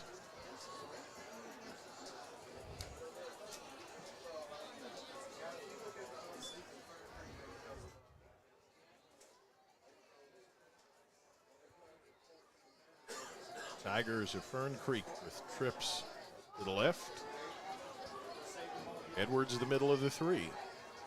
Carr the inside man. Passmore throws outside and incomplete. Tried to get it to Cawthron out on the edge. Hit him in his hands. He just couldn't hold on to it that time. 3rd down.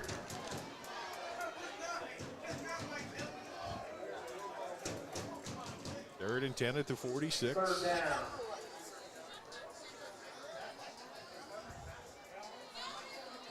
Yeah, fast-moving game that suddenly has gotten real slow with all the incomplete passes.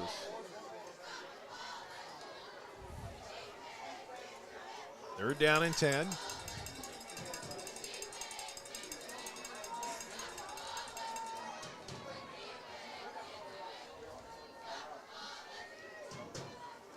Passmore shifts Malone up beside him.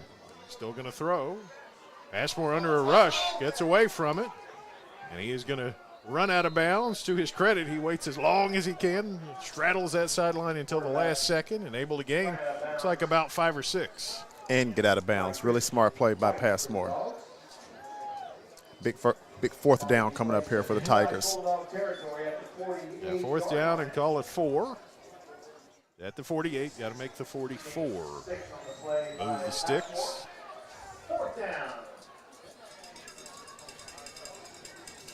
See if this Bulldog defense can step it up and get another huge stop here. 2 4th down stops already in the second half.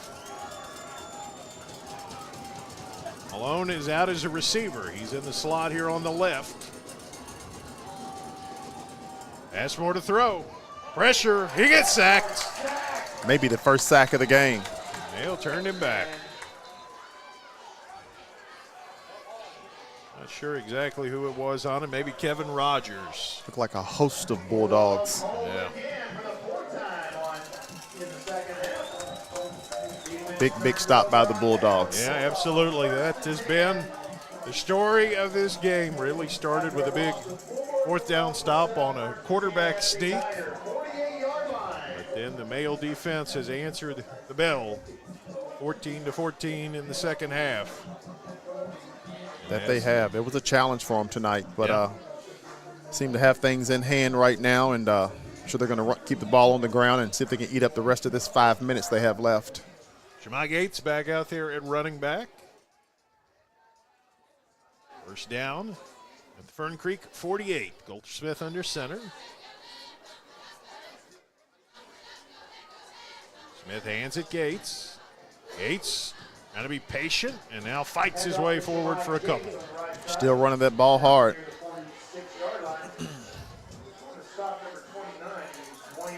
Second down. Pickup of 2. Langford on the tackle for Fern Creek. Mayo quite happy now to let that clock roll. Oh, yeah. They're obviously taking their time right now. running plays, and I'm sure they're going to keep it on the ground, keep the ball on the field.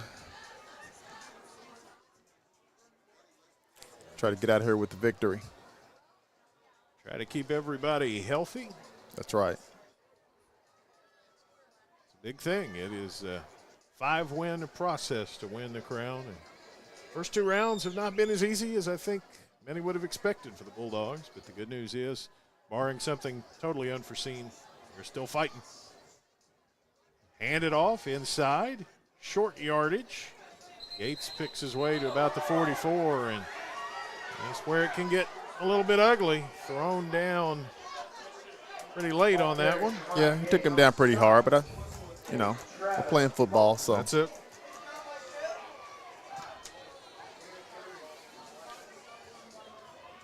Moten on the tackle. 3rd down. Brings up 3rd down and 5. Ball spotted at the Tiger 43-yard line. Gates will stay in. The clock ticks down now inside 3.5 minutes. Bulldogs do want to get a first down. Bunching everybody up. Seen a lot of this formation tonight from both teams, actually. We have. Turn around and hand it to Gates. Working that left side, and he's got the first down. He's still up, 35, 30, down to about the 27-yard line. That 1-2 punch. I mean, if you don't catch the number, you don't know if it's Burton or Gates. Yeah. So both those guys just really, really run the ball well. The rushing totals in the second half of this game are going to look a little different than they did in the first half. Oh, for sure. Clock continues to tick. Yeah. Gates still in the game. Rabancic came over, helped him put his shoulder pad back in. It was popping out on him. He's back in there ready to go. I think pretty good chance he'll see the football here.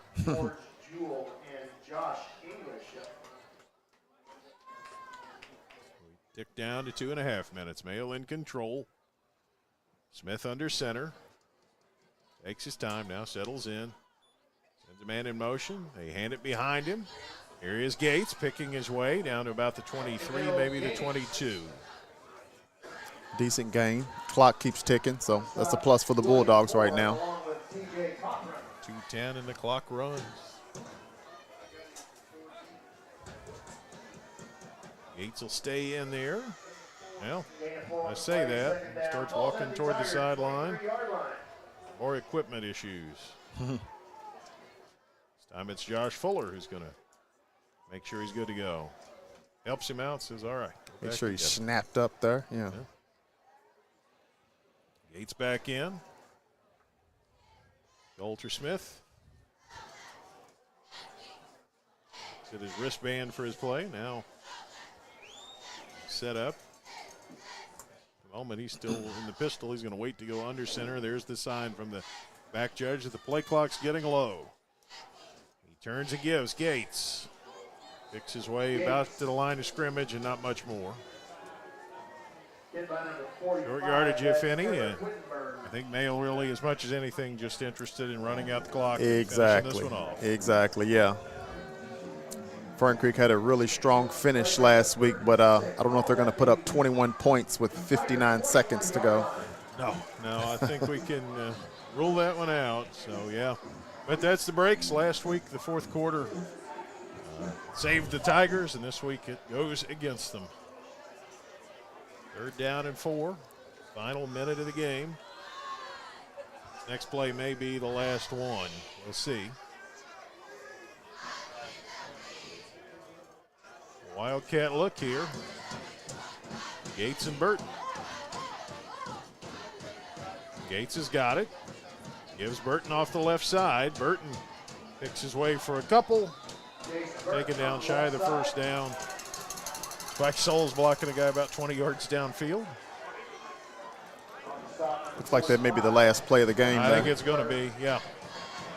No indication of any interest in running another one. I think that's going to finish it. Well, it wasn't necessarily a thing of beauty, but the important thing for the Mayo Bulldogs, it'll go in the books as a W. Mayo 34, Fern Creek 14. Survive in advance, and the Bulldogs have done it tonight. On to round 3. We'll recap this one, bring you a scoreboard update, and tell you what that round 3 matchup will look like after this here on Glycod. For more than 35 years, online and through our branch office locations, Ruoff Mortgage has helped people discover, finance, and move into their homes with confidence. From the moment you send in an application to the day you get the keys, Ruoff keeps things moving exceptionally fast. By sharing knowledge and professional guidance, Ruoff Mortgage helps people see the potential and excitement in the homeownership experience. Visit one of our convenient branch locations or get started online at ruoff.com. 1965 male graduate and basketball star George Tensley knows the value of providing quality service, and that's what you get when you dine with Tensley Family Concessions. They provide travelers with many fine choices at Louisville Muhammad Ali International Airport.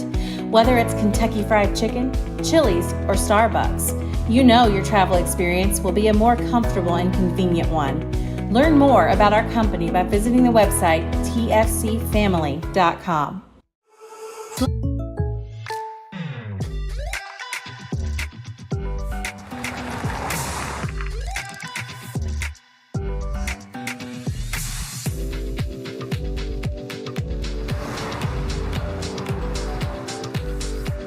For your surprisingly great rates, contact your local State Farm agent today.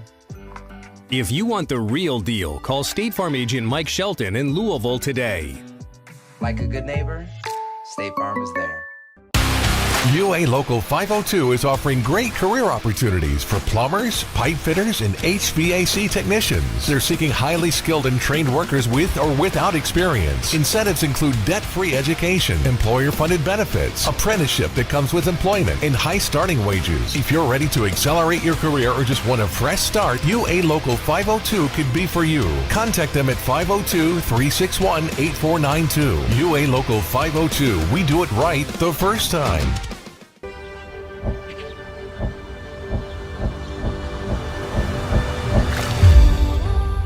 Tradition means values, and we want a banker who has the same philosophy. Traditional Bank is a Kentucky-based business, and that does mean a lot to a business that is based in Kentucky. They know what we're going through. They are always there for us, and that means more than anything else. My name is Allison. I choose Traditional Bank because of the personal service. Paddle on into Canoe, Kentucky. When you're buying or selling a new home and you want to do it with few hassles, count on Polo Real Estate Group. Founded and owned by 1993 Male High graduate Dion Reese, Polo Real Estate has over 2 decades of experience and offers skillful consultation and representation for your sale or purchase. If you're a new or experienced agent and you would like to join Polo Real Estate, contact them at 502-702-7656. Polo Real Estate Group, a realtor you can trust. 1965 male graduate and basketball star George Tensley knows the value of providing quality service, and that's what you get when you dine with Tensley Family Concessions. They provide travelers with many fine choices at Louisville Muhammad Ali International Airport. Whether it's Kentucky Fried Chicken, Chili's, or Starbucks, you know your travel experience will be a more comfortable and convenient one. Learn more about our company by visiting the website tfcfamily.com. Line to rent, not just blinds.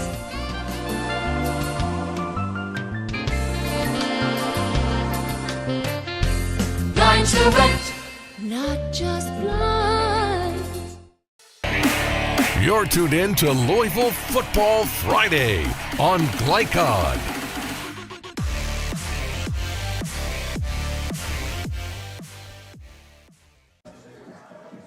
Male Tigers take control in the Male Tigers. The Fern Creek Tigers get subdued by the Male Bulldogs, 34-14. For a while there, it felt like it was the Male Tigers. I mean, this was just a battle in the first half.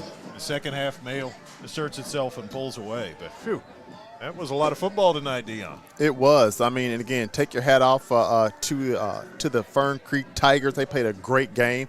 I mean, to be honest, I felt like the game was closer than 34-14. I mean, they really, really came out and played well tonight. Well, how we got here, it was 14-14 at intermission, and Male took the lead for the first time in the game with 27 seconds in the third quarter.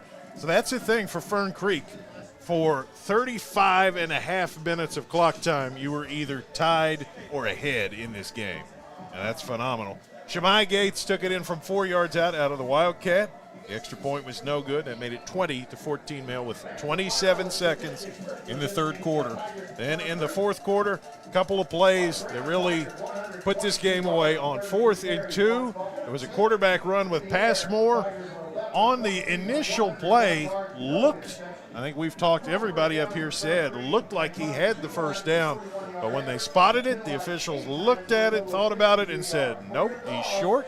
Turnover, and Mail really kind of took control of the game after that. There was another 4th down stop at midfield, which was a big one. And then after that, Shemai Gates takes it in from 49 yards out. 10:52 to go in the ball game. The extra point from Henson made it 27-14. And then the capper, Chase Burton, a 7-yard touchdown run with 5:34 to go. Vallandingham's extra point made it 34-14. Mayo runs out the clock around the 20-yard line. Could have had another score if they wanted it, but what would there have been to gain? This was a valiant effort by Fern Creek, and one that really kept them in it strongly deep into the third quarter. And let's be honest, game was competitive. That 4th down stop at midfield early in the fourth quarter was finally what swung it unalterably in Mayo's favor. Oh, yeah, and I'd like to say this was a win-win for Mayo. Obviously, they got the victory, but they had a tough opponent tonight, had to get, have a tough fight. And like you said, they weren't even winning the game into the third quarter, which, nobody saw that coming. But they were able to grind this one out and come away with the victory. Yeah. And so 34-14, Mayo the victor over Fern Creek. We're going to step aside for a word from our sponsors, be back with a score update, and we can tell you more about the playoff picture in round 3 for these Bulldogs coming up here on Glycod.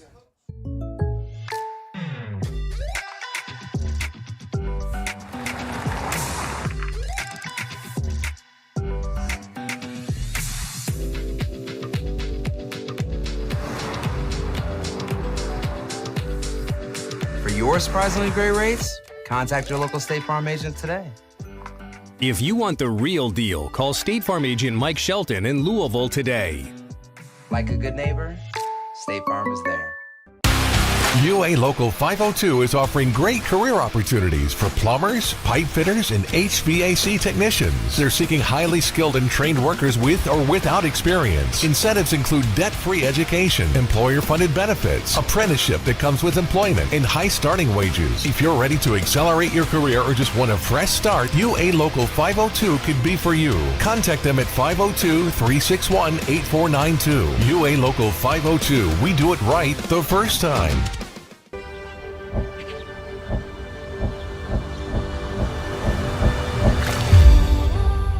Tradition means values, and we want a banker who has the same philosophy. Traditional Bank is a Kentucky-based business, and that does mean a lot to a business that is based in Kentucky. They know what we're going through. They are always there for us, and that means more than anything else. My name is Allison. I choose Traditional Bank because of the personal service. Paddle on into Canoe, Kentucky. When you're buying or selling a new home and you want to do it with few hassles, count on Polo Real Estate Group. Founded and owned by 1993 Male High graduate Dion Reese, Polo Real Estate has over 2 decades of experience and offers skillful consultation and representation for your sale or purchase. If you're a new or experienced agent and you would like to join Polo Real Estate, contact them at 502-702-7656. Polo Real Estate Group, a realtor you can trust.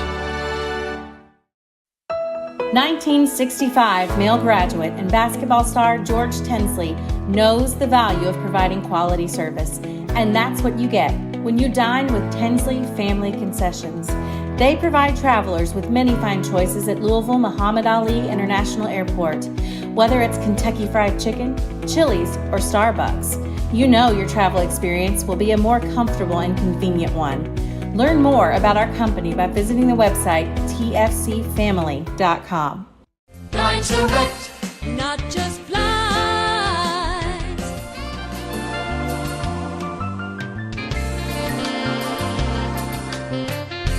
Dine Direct, not just flies. You're tuned in to Louisville Football Friday on Glycod.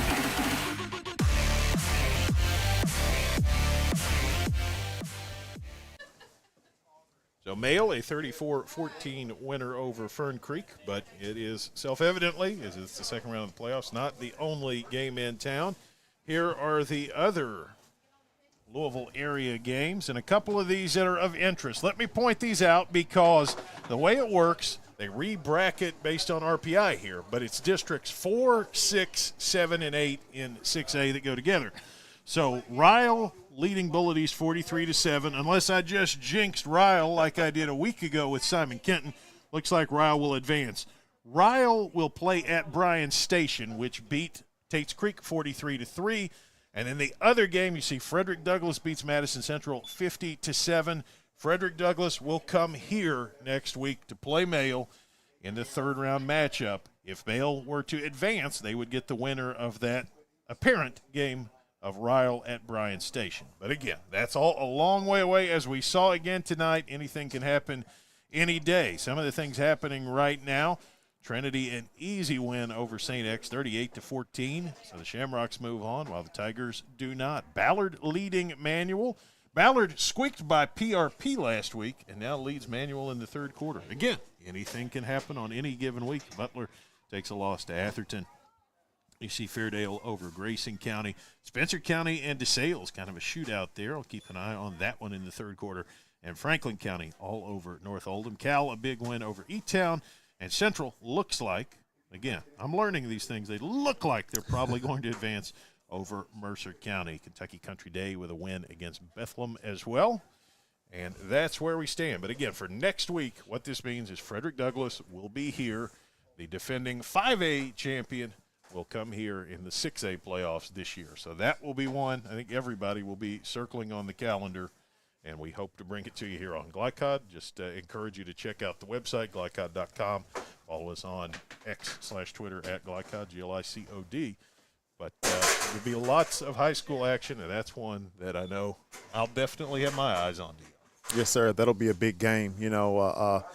Bulldogs had a tough one tonight. They're going to have a tough one next week as well. So hopefully those guys can get healthy, get some rest, and be prepared. Absolutely. We are going to take one more break. When we come back, we will tell you tonight's most outstanding players. Thanks for tuning in. Male, a 34-14 winner over Fern Creek here on Glycod.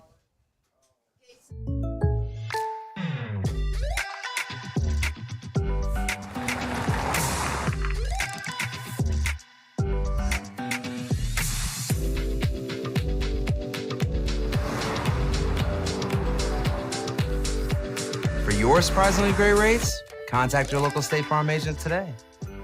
If you want the real deal, call State Farm agent Brian Morrison in Louisville today.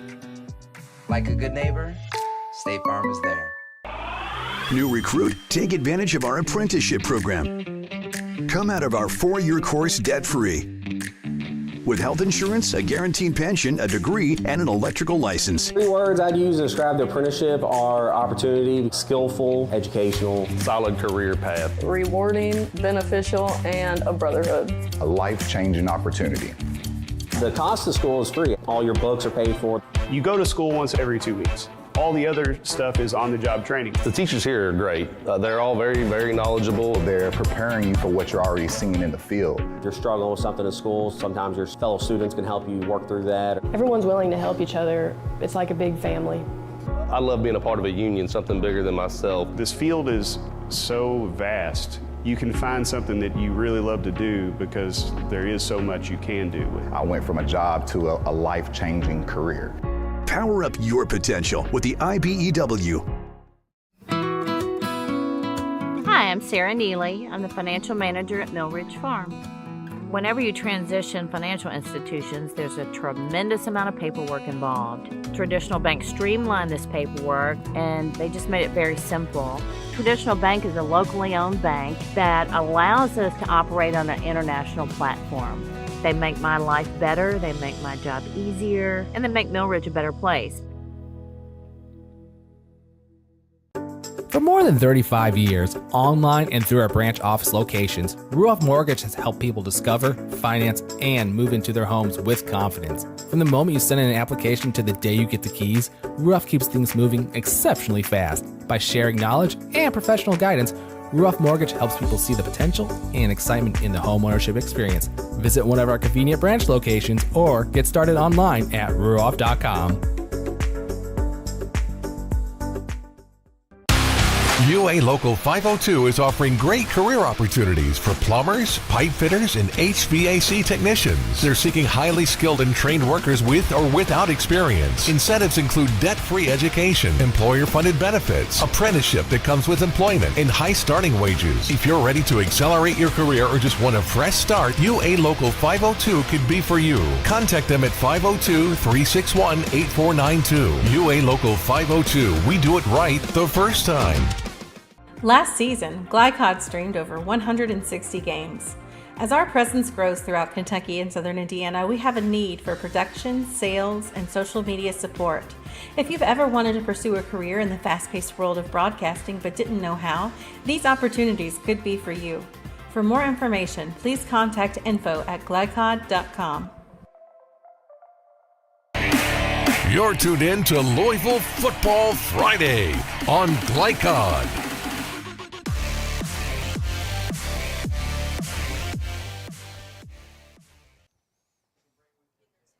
Male Bulldogs a 34-14 winner, and we are down to the point in the agenda where we tell you tonight's most outstanding players. They are presented by State Farm Insurance agents Mike Shelton and Brian Morrison. Like a good neighbor, State Farm is there. Pretty easy picks tonight. I mean, it was a night where the quarterbacks did some nice things and certainly some things to be said for some of the receivers. DJ Grenter with a big game. But at the end of the day, the guys who just carried the mail on the ground were the story in this one. Mikel Malone, I could not be more impressed with the back. I don't know who the last running back was who had 200-yard games against the Male Bulldogs in the same season. But if you want 10 bonus points with me, look that up and find out, because you're going to probably be looking for a while to find who it was. Oh, no doubt, and you won't find many. I don't care how far you go back. Yeah. So, but that young man looked really, really good tonight, ran the ball hard, suffered a slight injury, and actually came back and continued at that same pace. So very, very impressed with Mr. Malone tonight. He had 92 yards at halftime. I don't have a final total, but he certainly exceeded 100. I would guesstimate around 150, and he had a touchdown.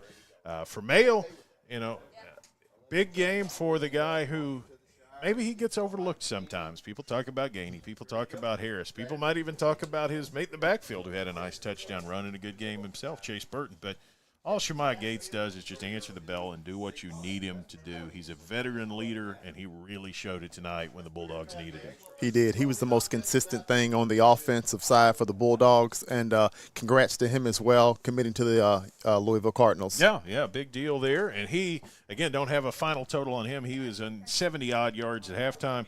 In the second half, he had a 49-yard touchdown run, so he definitely finished with well over 100 yards rushing and 3 rushing touchdowns. So congratulations, Mikel Malone, Shemaiah Gates, both outstanding players, both very much deserving of our most outstanding player status. Well, thanks to everybody here at Mail, and again, encourage you to follow us for further coverage on Glycod.com. And thanks to my team, Steve Bird, the senior producer, Tim Bryan, my producer, Dion Reese, my analyst, Ryan Cox, my spotter, and Greg Bryan, the cameraman, who brings us all those nice, fun, moving pictures so that you can see what we're talking about.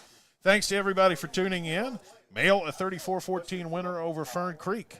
Third-round coverage coming up. Check it out on Glycod.com. And meanwhile, thanks for watching. Good night, everybody.